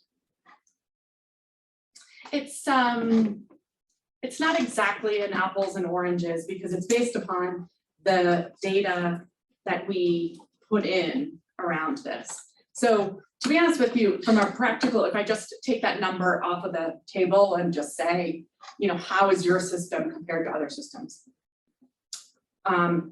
You're probably average, right? You have a lot of improvements to do, but everybody has a lot of improvements to do. So you're not alone. And the good news is you're already in the process of improving it, which is ahead of a lot of other systems. A lot of other systems are continuing to kind of kick that can down the road, but you're tackling it and considering trying to take on more improvements. So that's commendable. Last question. One of the things that we talked about in the scope of this analysis for the water distribution system is looking at valves and valve placement. Have you done an analysis of where the valves are and the placement? Just thinking about, like, you know, to your point about like water main, you know, shutting down a water main because something happened. Have you looked at that part of the construction? Some. Thus far, primarily, it's focused on the staff's knowledge of where they've had problems and where they've struggled to isolate because there aren't enough valves. So we haven't done a complete analysis. I think besides doing maybe a couple of small valve contracts to address some problem areas, you have a lot of water main improvements to kind of do, and that would be getting those valves done as part of the pipe improvements is really likely more beneficial, with the exception of maybe some small areas where there's the limiting valve and the frequency of leaks, and that the department has to go out and repair. That might be beneficial. Especially if we have to wait to do the project for some, because we have another project in the queue for it, then it might make sense just to make an investment. I think. Yeah, the issue is that if you go in now and do a valve contract, put all these valves in, when you come in and do that water main work, you're gonna replace those valves again, Right. even if you come 10 years from now. Okay. So that investment doesn't have as much value unless you're really going to that area all the time and it's really, you're kind of struggling with the lack of valve. And like, just, I mean, pardon my naivete, but you know, in an engineering study of a particular project, they would assess, you know, it makes sense to put valves here and here to try to manage the flow in the event of the. Yeah, and the problem is that sometimes you are focusing on just so many of the smaller water mains, which, yes, it's inconvenient to have larger portions of residential areas out of water in the event of a break. But your ability to isolate kind of the main lines is really where, you know, people are impacted, and I don't want to diminish that, but if 20 people are impacted or 40 people are impacted, we're really going to focus on those main lines to make sure that there's fire protection available as quickly as possible. So. Thank you very much. This is, I like the tool. It's really cool. That's great. I really appreciate you doing it. Great, thanks. I think John had 2 more questions for you. Real quickly, Erica, did you start by talking about Holliston's next well for water sourcing? I must have missed that because I thought that was part of the deliverable. We would expect to see where you talked about well 7, I think, early on, but are we working towards developing a new well water source as a result of this plan? So we're kind of in the middle of that water supply evaluation and have yet to determine whether a new source is required. Gotcha. Okay. And the second question, when you were going through the projects, you were starting to click on the first one was Fisk Central, then you went bang, bang, bang. How many of those have you got there? So, are are those just examples, or did you all collaborate and say, here are our priority models that we want to tackle? These are the priorities that we identified. Let me turn off some of these layers so you can see it a little bit better. So we.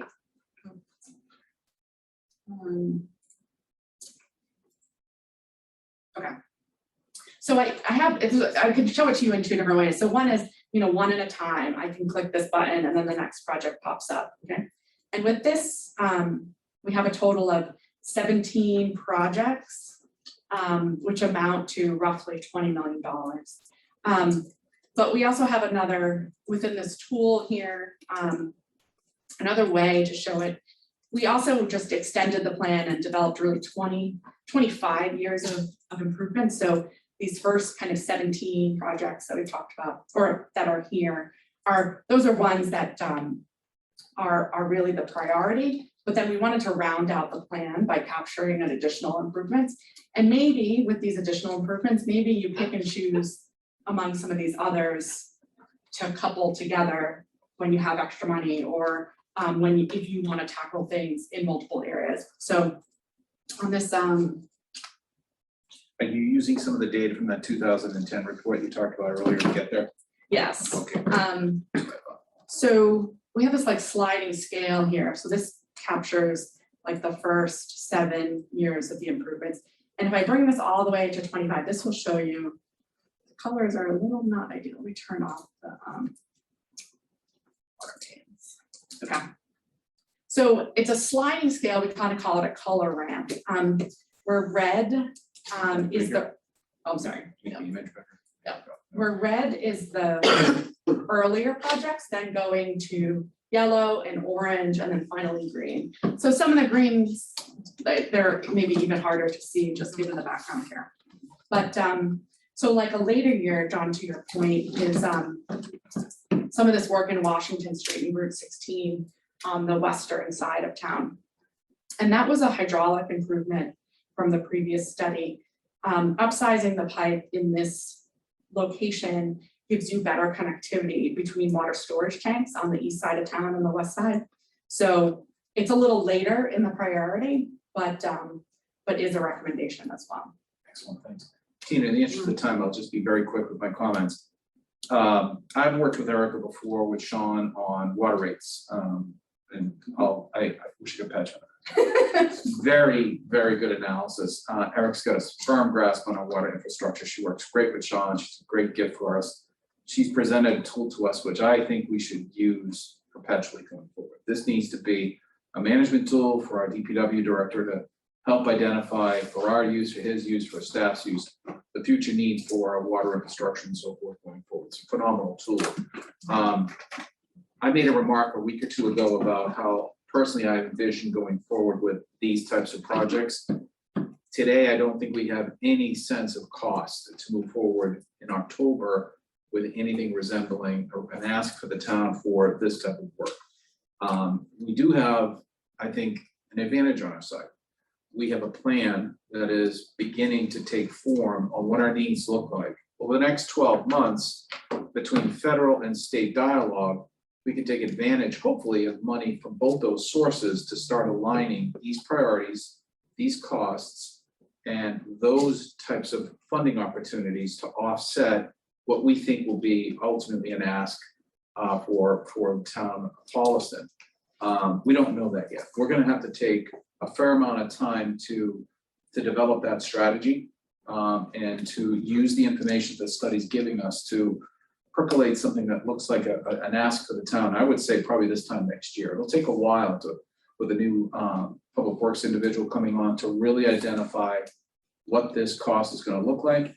And hopefully by then we'll know how much the federal government might be willing to pick up through its new infrastructure bill, and what the state can help us with as well. But with this tool and the planning that we've done so far, we're well positioned to harness this information and make that report come to life relatively soon. So I'm super excited. I want to thank you very much. This is very well done. John, you and Ben, I think you as well, when we had the previous Stantec team come and talk to us about the sidewalk study, it was in draft form as this is tonight. You both had asked for more information. I'm hearing what I thought that you were asking for back when the sidewalk team came in, which is to say, where's the overlap? Where's the next project? I think I'm hearing that tonight, but I don't know if John and Ben feel the same way. I thought I heard it, when we're looking at Norfolk Street, when we're looking at Lower Central, when we're looking at Washington Highland to Concord. But so my question I'm really getting to, maybe you don't have to answer it tonight, is, are we ready to move on accepting the Stantec sidewalk report? Or do you still feel like with Erica's presentation tonight, there's more information you want back from those folks? I'm further along in my answer, but I'm not all the way there yet. Travis wrote some numbers to me, and I don't do math that fast, but I'd like to see if we started to put together some semblance of a 10-year plan or a 20-year plan. And we use this overlay of the pipes and the projects that Erica has identified, and we said, okay, now let's put on sidewalks here. and factor in some land takings or things like that. What are we looking at for cost? I don't know what that is. Yeah. And that plan that they gave us a draft of 2 months ago didn't get us there, so that gap has to be filled. Okay. But other than that, identifying which lengths of pipe / streets could qualify for sidewalk Mhm. infrastructure installations to benefit the core, and you can see them coming Yeah. right at the core here, is exactly what I was looking for at the time. Yeah, and I mean, I think this is getting us very close to where we should be. I think what we really need to do is we need to start putting together, to John's point, looking at these things, as a long-term process. And part of that is which projects are we gonna do? We're thinking about the financing and the approach that we're gonna take with respect to all of these improvements as a means of infrastructure improvement. And, making sure that there's a good plan that can be executed years into the future. And I think that's really important that we build that and not cherry pick projects that need to be done, and clearly they do, but I just think we have to be looking at this in a big picture kind of a way, so that way, when I see that little gap in the early 2000s with water main improvements, I'm disappointed, because that would have been prime opportunity for us to be starting to work on some more aging infrastructure, and we didn't. And I don't want to see that happen again, and I want to make sure that the plan is put forward so that way people can look to it. And that doesn't mean it can't be changed, but it means that we're working towards, a goal, and we say we want to hit this goal by some time, and how do we get there? And I think that's what we need to do. Okay, so Erica, thank you for the presentation. What I sort of wrap it all together, I hear you saying quite clearly, and you demonstrated as well, that in terms of the water sourcing, that's very much still in draft form. You have some significant questions that you got answered, including John's earlier question about the meeting point as well. It sure looks like the demo here, the dashboard here is in good shape. So on the other side, the water distribution system, that seems to be closer to final form. Yes. Okay. And then, yes, we want feedback back from the sidewalk team. I don't know what they call themselves, particularly in terms of cost. The projects we're a little more clear on as to what the next project is, but the And I cost. think just, they're used to presenting costs in terms of per square foot, right? The physical area, because then that accounts for the width of the sidewalks. Okay. So, but I think really what John is requesting is a little bit more of a linear foot, so that, and just make an assumption on what that width is. And that way, and we'll probably do the comparison of concrete sidewalks versus bituminous and provide you with those. So I wholeheartedly agree. but there'll always be an asterisk after those, because the sidewalks just trigger all sorts. The water main is like much more straightforward. Okay. We can have higher level of confidence in those numbers, but consider that those sidewalks always have a little asterisk. Land takings, all those things get complicated. Drainage, complicated. Okay. All right, well, yes. Let's wrap up one thing. I understand we have some long-term discussions here, and that's where we want to be, and that's why we brought in Stantec.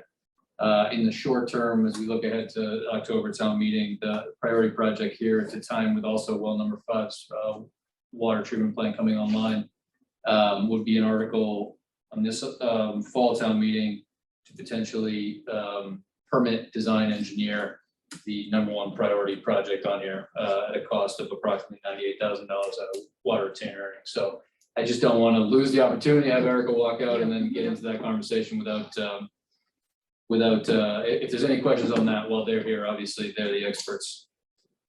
No, I'm hearing, so when you say the article as you had presented it to this board before on water system improvements, addressing dead ends, we're talking about that fifth floor central section. Yeah, so I can certainly retitle the article, and I think some of the description tonight from Erica is what would go in there, and I'll work with Sean, obviously, but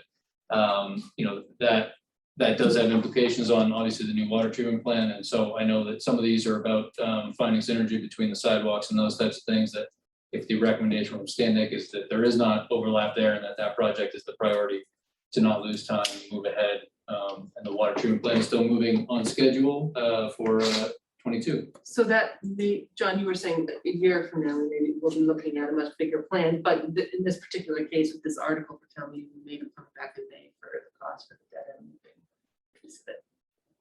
Conceptually. Conceptually, okay. A I think a lot of it frankly is being driven by the federal government. That infrastructure bill is dangling like a big piece of red meat. I mean, if that comes out, it's gonna trigger a ton of this kind of work. Prices will go up, like you would expect, but I'd rather their money than ours, right? I think use of the federal resources. We've been talking about infrastructure for a long time. I think the time is perfect. It's lining up nicely. And I think, design engineering, getting the permitting going is always going to be beneficial to us when it comes to federal dollars, of having shovel-ready projects, and the shovel-ready in terms of the way that some of these projects, or some of these programs from the federal and state government look at it is, are we ready to go? If they give us the money, are we ready to put a shovel in the ground? And those require design engineering. And if I could just add one more thing, I know it's getting late, I'll be quick, but with respect to what these plans mean for us over the next year or so, I'd like to see Mr. Reese at our meetings more frequently so that we can start laying out the priorities. MassDOT's not at the table. We haven't talked to MassDOT about getting our state roadways in line too, and I'd like to get in their queue and their plans and their thoughts, their prayers, get their money into our infrastructure as soon as possible. So that's the missing link as far as I'm concerned, bringing the state closer. So that's my thing. It's funny you say that. I was gonna say, Sean, it's nice to have you here. Hope to have you here more often moving We forward. can certainly arrange that, and then just as a follow-up to the previous conversations on more of the sidewalk and streets, but obviously, the chair and I have engaged with Rep. Dykema, and we will be pursuing the conversations that we previously had on sitting down again with Mass DOT now that we have this report. And actually, Eric, if you could just pull this down for 1 second, I just want to show, because I'm sure I'm going to get the question right after. If you look at our website, we now have a landing page for the reports that we've been discussing quite a bit at the select board meeting. So the Stantec, this is the draft report. We can change the title there, but it's written on the report when you go into it, plus the presentation that they gave. The Complete Streets Tier 2 plan also indicates draft when you open it. 9 Green Street is obviously not what we're discussing right now. And then this is where we'll put this, the presentation may go up first and then the report when the group is comfortable with it. But so we'll put that there and continue to update any of these things as information changes. Great, anything else for me? No, all done. Great to see you here. Great, thank Thank you, you. Erica. Thanks for your patience waiting and then for a great presentation. Really appreciate it. No problem, thank you. Have a good evening. Thanks, you too. Okay. Sean, good to see you. Thank you, Sean, Good for night. coming in. So we're gonna move ahead now to agenda item 3B and then C. And Travis, I think this is your show. Okay. All right, so I'm gonna pull up where we are and we can discuss here. Essentially, this evening, what I'd be looking for is for information. If there's anything here that the select board is looking to remove, is not comfortable with, anything missing would be a little late, but we would open it if necessary. So here's a list. It's not substantially changed from previous. So you'll see this is petition, which we let off the top with Jay, and I will be following up based on that conversation. But start off at the top, the 3 here, stabilization, pension stabilization, capital expenditure fund are based on us following our financial policies. When free cash is certified in the fall, free cash has been certified. The number is 3,657,905. That is higher than our 3-year average, which is just under 3 million. The main driver of that in the FY21 budget, we did increase the reserve fund substantially because of the COVID unknowns. COVID unknowns ended up being covered through the CARES Act, and that money turned back to just under $600,000, which drove it up. We have corrected that in the FY22 budget, obviously, and the fact that we balanced the school request and the town request by bringing that reserve fund back in line, but that did create a one-time bump in our free cash. The other thing that we'll discuss at the bottom of this list is the fact that we are going to potentially move the cannabis revenue, which has been flowing directly to free cash, into a stabilization fund, and I'll cover that in a moment. And that's about $300,000 in this $3.6 million number. So that's something to consider as well.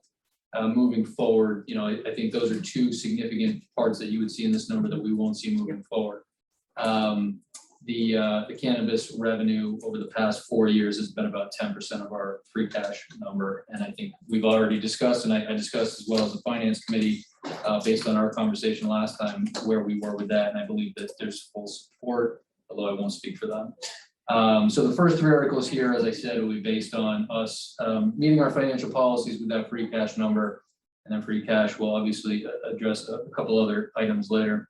The capital budget, this is that free cash history for anybody interested. So by the way, kudos to Sharon Emmerich, the town accountant, who got free cash certified the earliest in the history of Holliston. And this is because we were meeting the earliest that we have met, I believe, in terms of October town meetings. But still phenomenal job. She rose to the challenge of She did. meeting the October We did, 18th. September town meeting. 24th is, I would assume the first in the state, but there might be a couple smaller towns. So with that, the Article 4 was what I was gonna get to, and there is a slight tweak since the last time we discussed this, and I have it highlighted in red. Zoom in.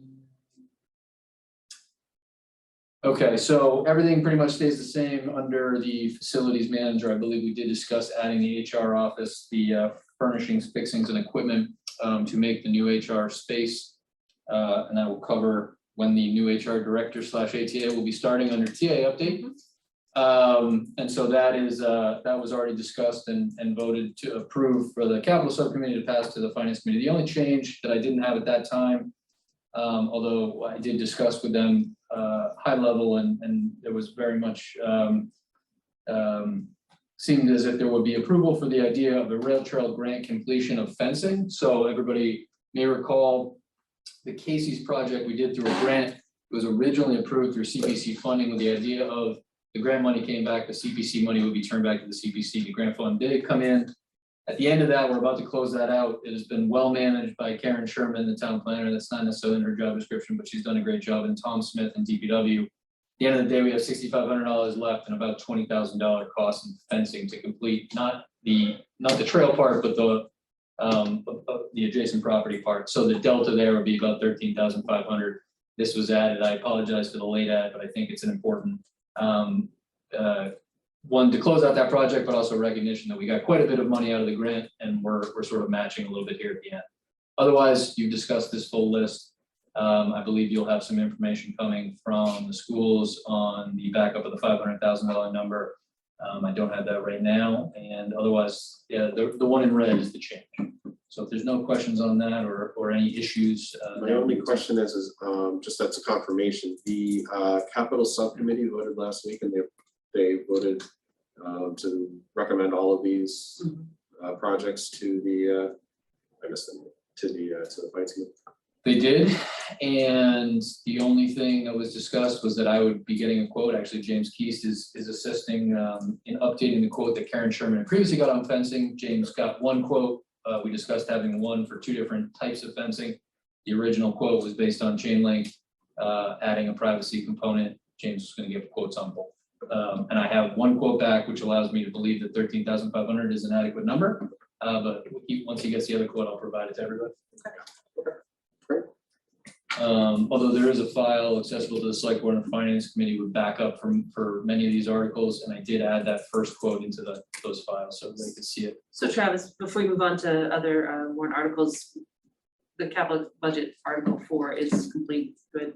I believe, yes. You're not looking for a vote from us. It is what it is.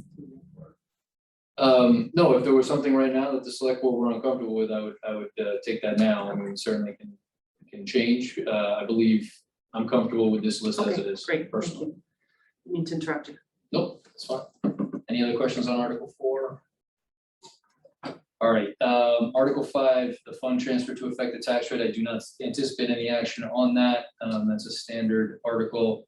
The CPC, I confirm with Frank Chamberlain today, there's going to be no request for funding. This article will stay. It'll essentially be a report of the CPC. Everybody's aware the CPF breaks into 3 buckets. So we use the opportunity of the warrant to, have a time capture of what those balances were over time. So we'll print those, but they will have no costs. It doesn't make sense, given Article 5 and 6, to do a consent agenda. I think everything else is going to generate perhaps some public comment or discussion. 5 and 6 only if there was nothing in it. 5 really being the only one that we would even consider for a consent agenda. So the point I'm making is there will be no consent agenda for October. I don't believe there's a need.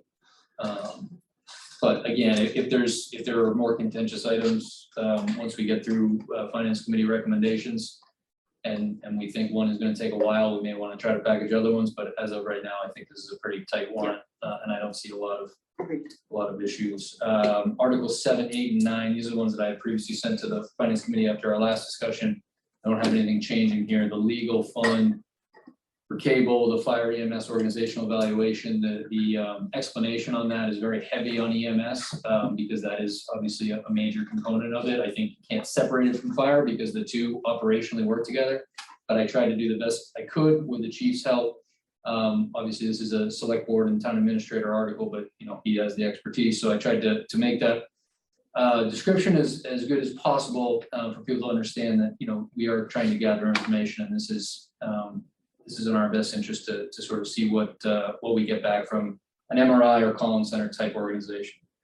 The Phipps Tunnel, this was obviously generated by the Rail Trail Committee, and they are looking for information as well that will lead to a project in the future, but will help us define the scale and scope at that time. And Robert Wydeneck had pulled the quote, which I provided as backup. The 9 Green Street construction phase, this is one that I'd be looking for confirmation from the select board on this evening. The PAR group has moved ahead as they have been authorized to do through now 2 town meeting votes. They designed and are now procuring the services to demolish 9 Green Street. And what I'm looking for here, after they have provided us with a cost estimate of $300,000, is confirmation the select board would like to move forward with that. As you'll see from the narrative, my intention is to have this paid for by non-tax dollars.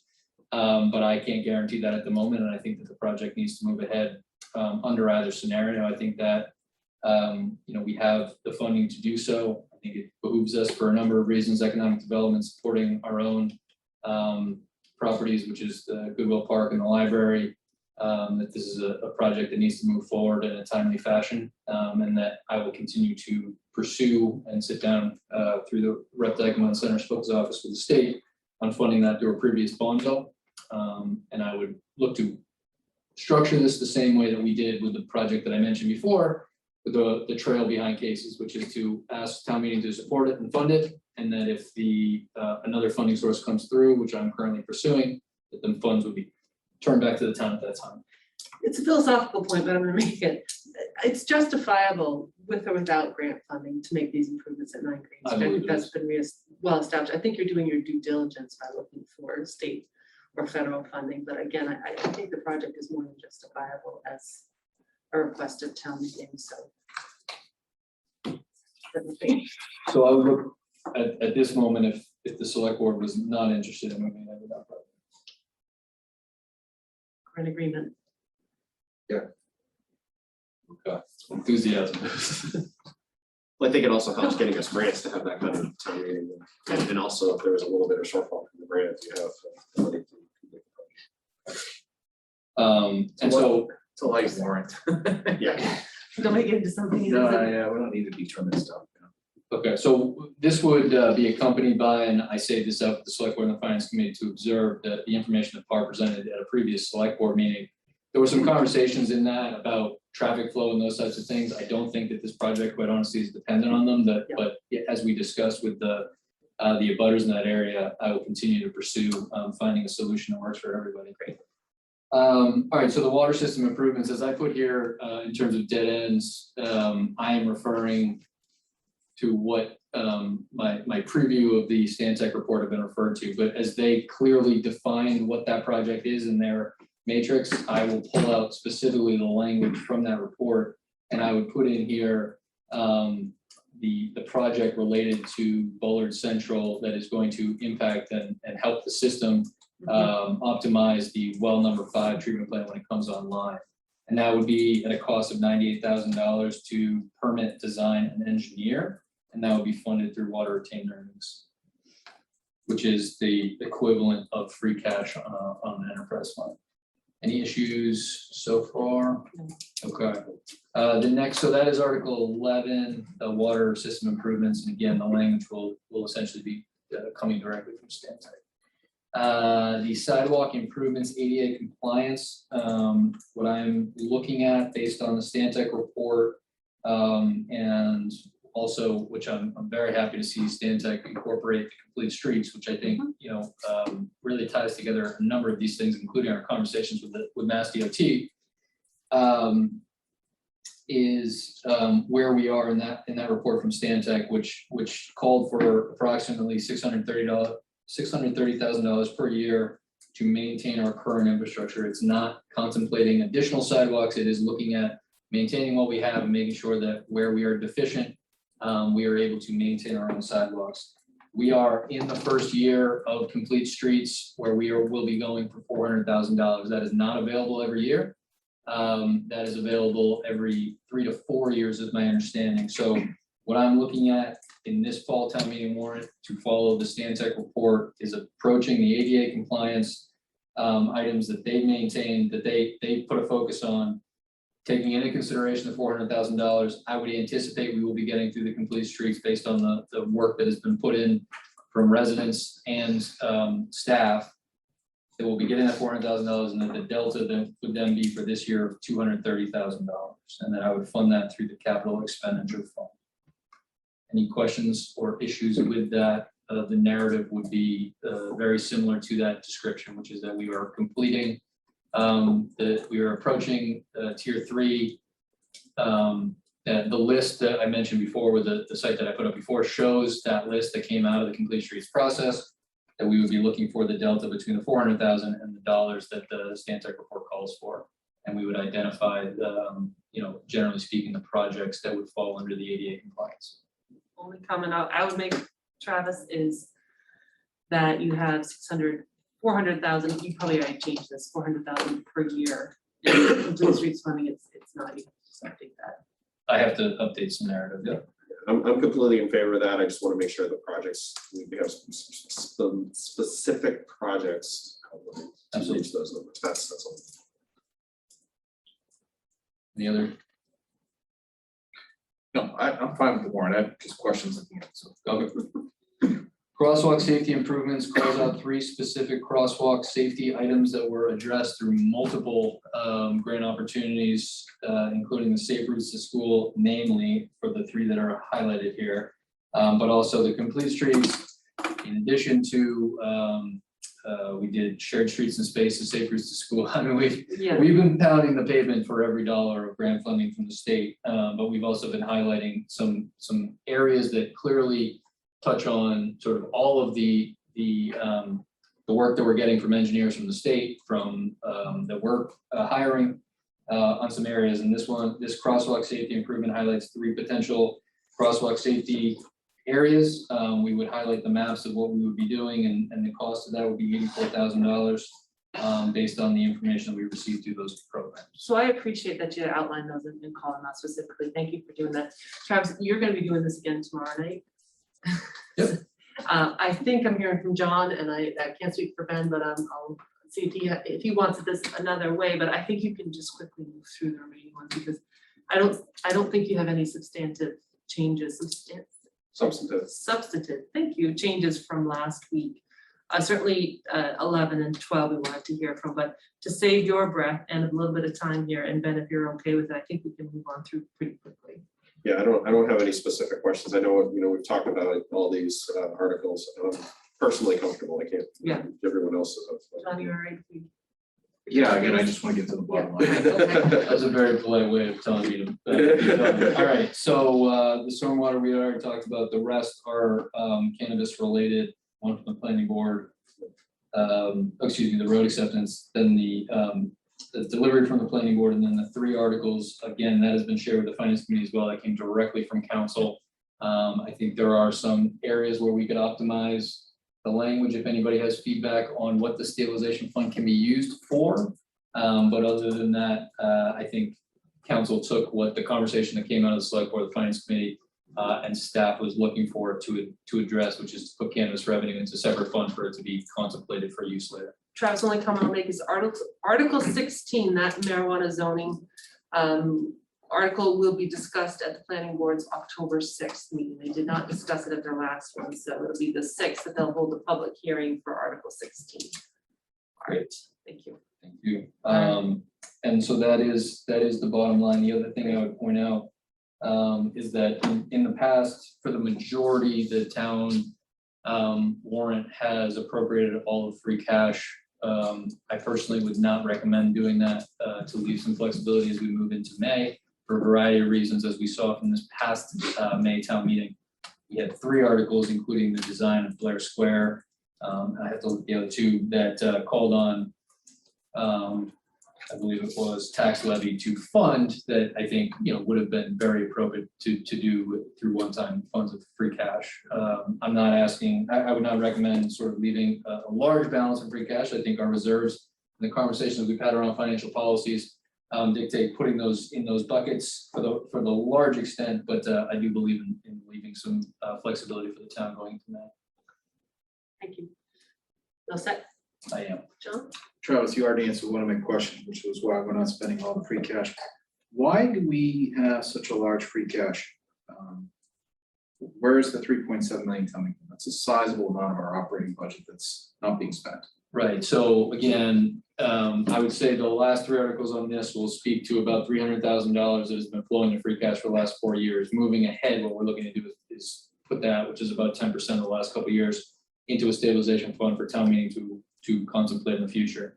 So that bumps it down. And then the other thing is this specific number, as I showed the history, $600,000 of this 3.7 is specifically generated through the reserve fund being increased in FY21 in response to COVID.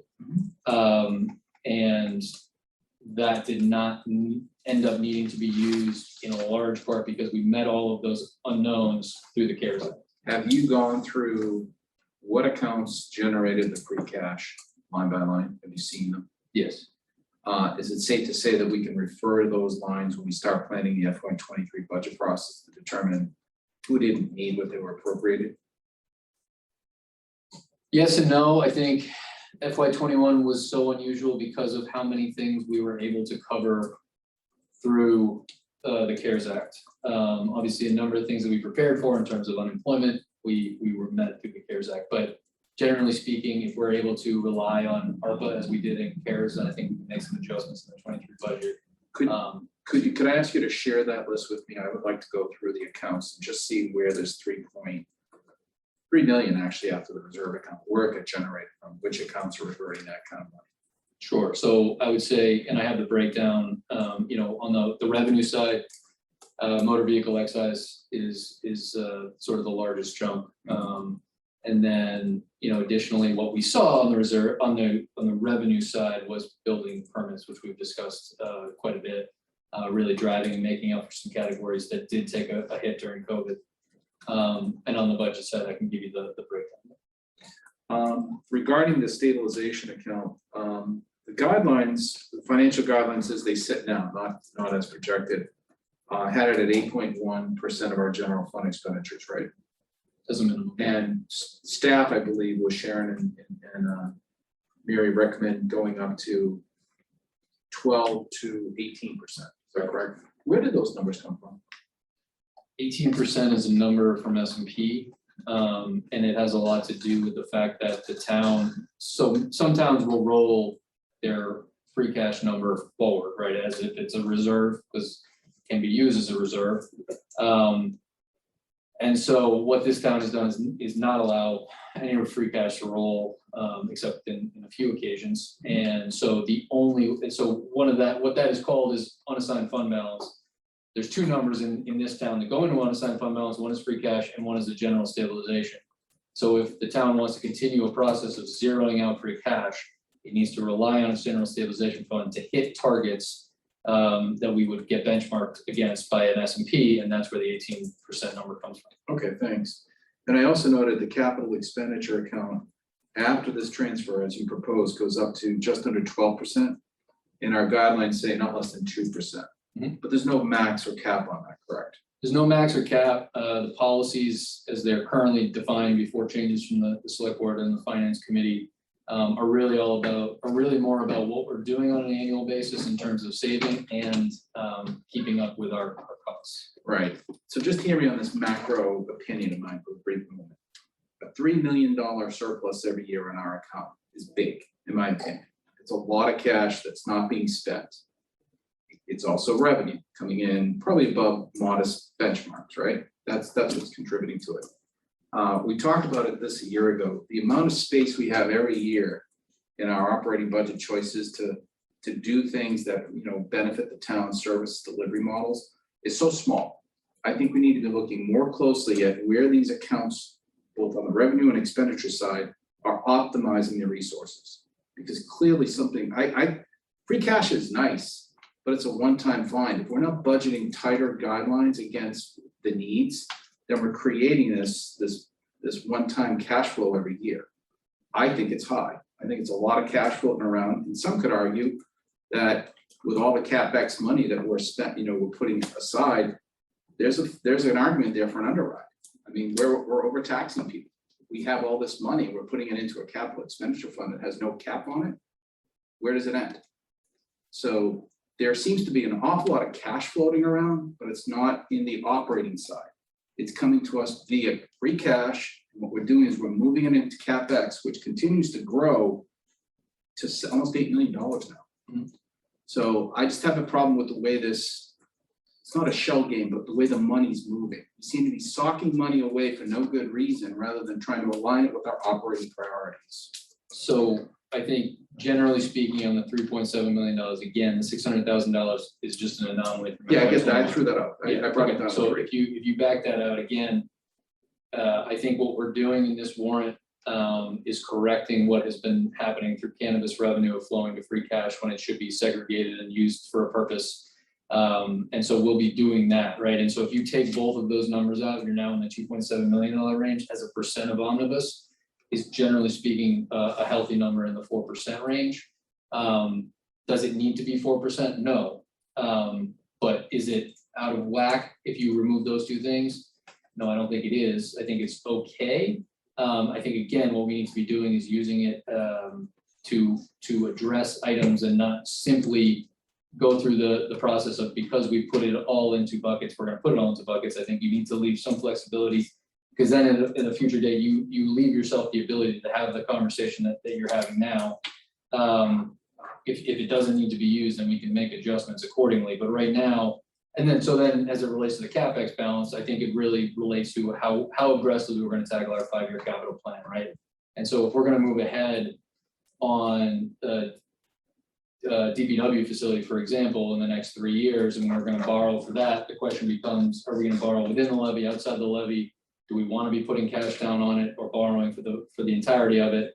You know, especially for a DPW facility that'll house water and the tax supported highway side, but probably will not be able to rely on the water enterprise fund to support half of the project. Does it make sense to have CapEx support half of the project and borrow for the other half? Right. So the CapEx fund, I understand, related to the policy, seems high in the balance. I think that there are ways that we need to be tying the balance to specific projects in the 5-year capital plan. I think that, you know, we've made some progress with what we've done with Stantec, because I think CapEx towards sidewalks, you know, is one source while we talk on a larger potential borrowing authorization. Thanks. I have a comment to make. You have $250,000 going to the pension stabilization fund, the new fund that was established in May of this year rather. It's coming from free cash. You're saying that when you remove the $600,000 that was put in the reserve fund, and then when you take out the $300,000 or so that's going to go into the cannabis stabilization fund, we're now below 3 million. With that exercise, I mean, we're at 3.7. Right, but next Yeah. year, we're looking at being below 3 million. So my question is this, where does the pension stabilization fund money come from next year? So once you know, we're not gonna not wanna fund the stabilization fund. We're not gonna wanna not fund, that's a double negative, but we're gonna wanna fund the capital expenditure fund. So where's that pension stabilization fund coming from? You have presented splitting the 1.5 to OPEB into 1.25 and 2.5. 250,000 going to the pension stabilization fund. Through this exercise we're doing here tonight, looking at next year, that makes a lot of sense. You're telling us that we're going to be significantly lower on free cash next year with those two changes, no reserve fund moving back in, and no cannabis revenue flowing to free cash. So I'm looking at, hey, if this was next year, we don't have any money from free cash to put into the pension stabilization fund. we don't have the same kind of cushion that we do this year. So anyway, your suggestion makes more sense to me tonight, to split the 1.5 in OPEB to 1.25 and 250,000 to the pension stabilization fund. That's all good. All right, so that's the warrant discussion. I think, Ben, were you all set? Sure, I can be. Okay. So I guess part of the conversation tonight would be if we're comfortable with the parameters of this, I can finalize a warrant document to be put out by the end of this week. And, you know, technically the drop dead date that the warrant needs to be posted is early next week. But, you know, I think the more time for people to digest, the better. And so what I would look for is a sort of motion on the outline of the warrant as it's been laid out here. And, you know, again, any tweaks that come with wording and comments, the less the actual substance of the warrant itself, I would be needing to come back. And if we don't have a meeting this Thursday, which was an option we put on the select board has always been available in the event that we need to schedule things to make town meeting happen efficiently. That if we don't need to do that, then, and anything were to change subsequently, we would be relying on Monday, but otherwise, if we had a vote this evening, I would be moving ahead to finalize the document. Okay, so I don't see need to meet Thursday unless John or Ben feel differently.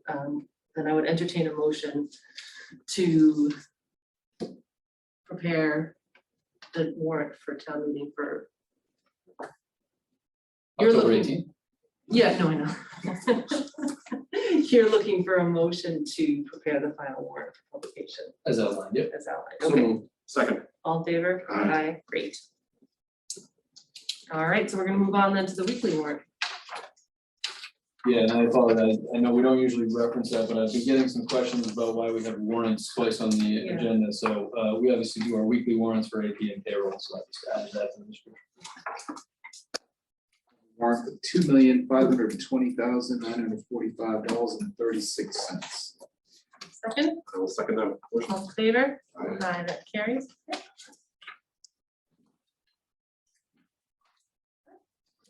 What is it? Okay, we're gonna move on then to public comment. John, do you have any public comment? Trivia Wednesday night, right, Ben? That's right. Tune in, it'll be square. Went up against the finance committee, I believe. Couple members of the committee. Yep. Other than that, I'm good. Okay. Ben? I have no public comment. I just have one. So the Economic Development Council Committee Chair, Matt Coletti, sent a letter to the board. I believe it's co-signed with another member of the EDC, Glenn Brown, or at least he's referenced in the letter. They are asking for the select board on a future agenda to look at recommendations for improving property blight and dilapidation in Holliston for the benefit of Holliston economic development and the public welfare. So I and Lenny both know that we received that letter and asking Travis to schedule that on a future post-town meeting agenda, just because I think there's a lot to discuss until then. Great. So thank you for the letter. Received, duly noted, and we'll get you on the agenda in the post-town meeting timeframe. All right, any public comment from those in the room or on the Zoom call? Okay, seeing none, we're gonna move on then to comments from the town administrator. I can't imagine what you have to say, Travis, but I've got a few things. I do. Also, on the same night as trivia, will be Jay Tallerman, who we saw earlier this evening, will be doing a seminar for all boards and committees.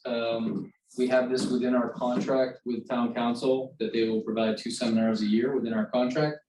My predecessor did not take them up on that, but I have been getting some feedback from board and committee members, especially new ones, but also ones who've been around for a long time, saying, be very helpful, have direct access to town council for general questions. So he will do a seminar based on, you know, the basics of open meeting law and ethics and those types of things that board and committee members should know, but will also be available for a Q&A. And by popular demand, that is now available via Zoom. So we will do it hybrid as we're doing now. It's going to be in Upper Town Hall.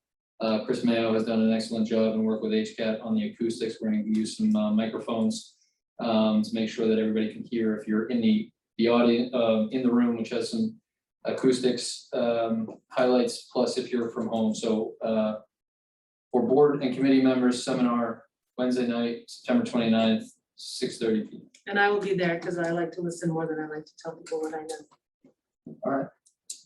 You did turn down the trivia, but I believe they're still looking for more trivia scheduling, so you're not off the hook. The LRRP draft report has been sent to the individuals from the EDC, HCAT, and town staff, and the select board member who originally kicked off the LRRP program, the local rapid response planning program, through the state. And they looked at our downtown area, specifically the downtown to Blair Square, which is a specific zone for commercial in town, and they are ready to issue a report. They've sent it to draft for review, and then it is due by October 8th. One of the items in there that I know the select board has discussed in the past and has been getting some interest in is potential to sewer downtown with our existing wastewater treatment plant at the school complex. That will be addressed. Within that report is a sort of mini report from the subject matter expert that Nelson and Nygaard engaged on our behalf at the cost of the state. And that group is called Beta. And so we will be able to not only look at the report holistically, but pull out that specific report and use that potentially for scale scope moving forward on an engagement if the town, specifically the select board, is looking to do so. Two other items, personnel related. The facilities manager completed his MCPPO certification course. Very good work, James. Hey, The MCPPO is for public procurement, and having a facilities manager with that certification is obviously a great benefit to the town. And there is a test involved, so we know James is good at test taking. And so again, congratulations to James. Kathleen Buckley will be starting after the appointment from the select board and the process that led us to the ATA HR director hiring on November 1st. So speaking of the facilities manager, he has a deadline to have the HR office completed. We will sit down with Kathleen as an internal staff ahead of that date, but her official start date will be November 1st. Very excited to have Kathleen. That's all I have to see. You should invite her to town meeting. They have a town meeting. Wayland has a town meeting before we do, but there's no, they didn't need their free cash or. So I think we still were the first. Well, I'm saving a slide on my report of the select board presentation for her, so if she's there, that'd be great. All right, thank you, Travis. So we are moving on quickly, I hope, to it's late, CARES Act and ARPA programmatic update. So we'll wake up Chief Cassidy and ask him if he would come up to the table. Used to be at the end of the agenda. This could be the fastest time I've ever got through this. I have no CARES requests for the board this evening. I have no ARPA requests for the board this evening. I could step away if you like, Okay. but I mean, I know there are a couple of Yes. bullets on your agenda. Okay. No CARES Act requests and no ARPA requests because the ARPA steering group has not met since the last time we approved what was, I think the schools was the last time. So, okay, that makes sense. And your next meeting for the steering group is in October Mid-October. 16th or so. Okay.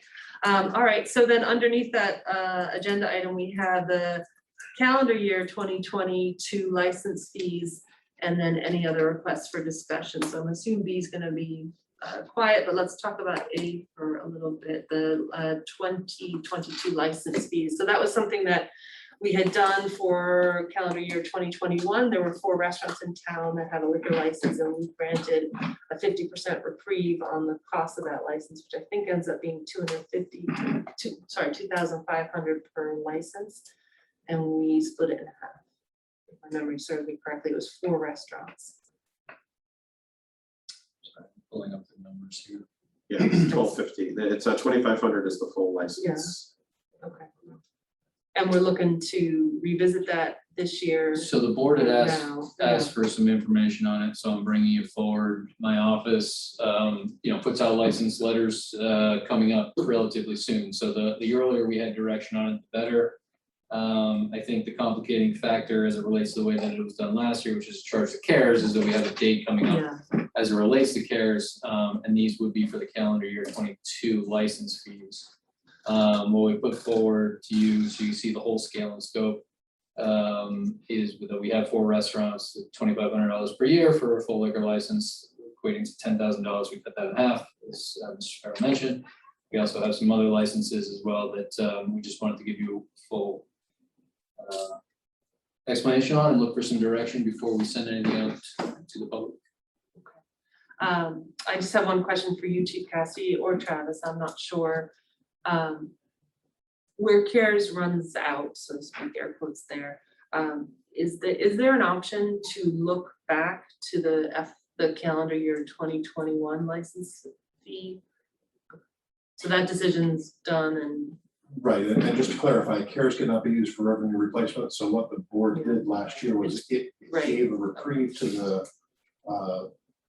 fee, but there wasn't a replacement of that revenue from any source. So it's really two discussions, you know, at some point, would the board want to be using potentially ARPA funds, which can be used for economic development to, you know, incentivize or offset, sponsor, scholarship, part of fees that the board is responsible for, that's oversight of, which is different from just cutting the fee in half, which you can do and just understanding that that revenue is not going to be coming. I understand. But in terms of, it wouldn't be a CARES eligible expense. I understand. So we really don't have an October 29th deadline, but I do support what the town administrator said in terms of the staff wants to get the flyers out so that they can get their applications in, so that the inspectors can go out. Yeah, fair enough. Right. We're not going to hold up anybody's responsibilities, jobs. So you sandwiched in between there a comment. You're talking about, mentioned the word scholarship. So are you suggesting a program by which we look at all license fees and offer some sort of program for a business that would like to apply for relief? So the challenge that we've had at the ARPA steering group is that we had a very successful model with rent mortgage relief for residences. The challenge is there's no mechanism right now for individual business to apply for direct aid from the town. You know, there were PPP programs, there was EIDL, there are other grant programs that are specific to certain industries. But right now, although ARPA is intended to help the community recover, we don't have a mechanism that allows us as a community to give that aid directly to businesses. We put some feelers out. We're trying to see if we can get a champion that would serve similar to what CIF did in terms of serving as the fiduciary agent. And they cannot for business? I don't think that that's really a good fit for them. And that would potentially be a big ask, you know, especially where they're helping with the fourth round of rent mortgage relief for residences. And they've got their own stuff that they do throughout the year as well. We really need something that's got a tie to the business community. But yet isn't a municipal agency and, you know, would be able to objectively look. So just as, you know, we pushed back on a proposal from the Council on Aging for a program for seniors, and we're saying we need a champion that can help administer this program using the CIF model for rent mortgage relief. On that, we're looking for somebody that can help, you know, oversee a project to help support the businesses. We've got time to figure this out over the next couple of years. Yeah. But in terms of the immediacy, you know, is there a mechanism by which you either just decide on a larger scale for licenses that your board issues on an annual basis, if you're going to do a 1 year, you know, reduction across the board or certain industries, you know, what your appetite is and how that's going to look. And whether or not that's offset by ARPA funds or if that's just, we're going to acknowledge the fact that we're going to have reduced revenue for this 1 year. Okay. Last question that I have related is, I know the Economic Development Committee, I think we've already talked about this, so forgive me if you've given an answer, but the Economic Development Committee has that fund that was approved by the state legislature. That is like a grant program. They're looking for a funding source. They were going to take donations, and so we can't make it. ARPA cannot put some seed money into that EDC fund. Ooh, that's interesting. We'd have to look at the way that that was set up. It was for business improvement, so it would not necessarily specifically address licenses, but Right. I just, so maybe it's not related to this conversation, we can have it at another time. Okay, so let me turn to John and Ben and see if you have any comments on this calendar year 2022 Off the licenses. top of your head, what is the vaccinated rate for citizens in Holliston? 85%. Is that fully vaccinated? That is partially vaccinated. Does the Board of Health in Holliston understand those numbers? Yes. And when will they be reconsidering their mask mandate? They should be discussing at their meeting tomorrow evening. Will they be driven by that kind of statistic? I will be reinforcing making data-driven decisions. Thank you, sir. Absolutely. What I got?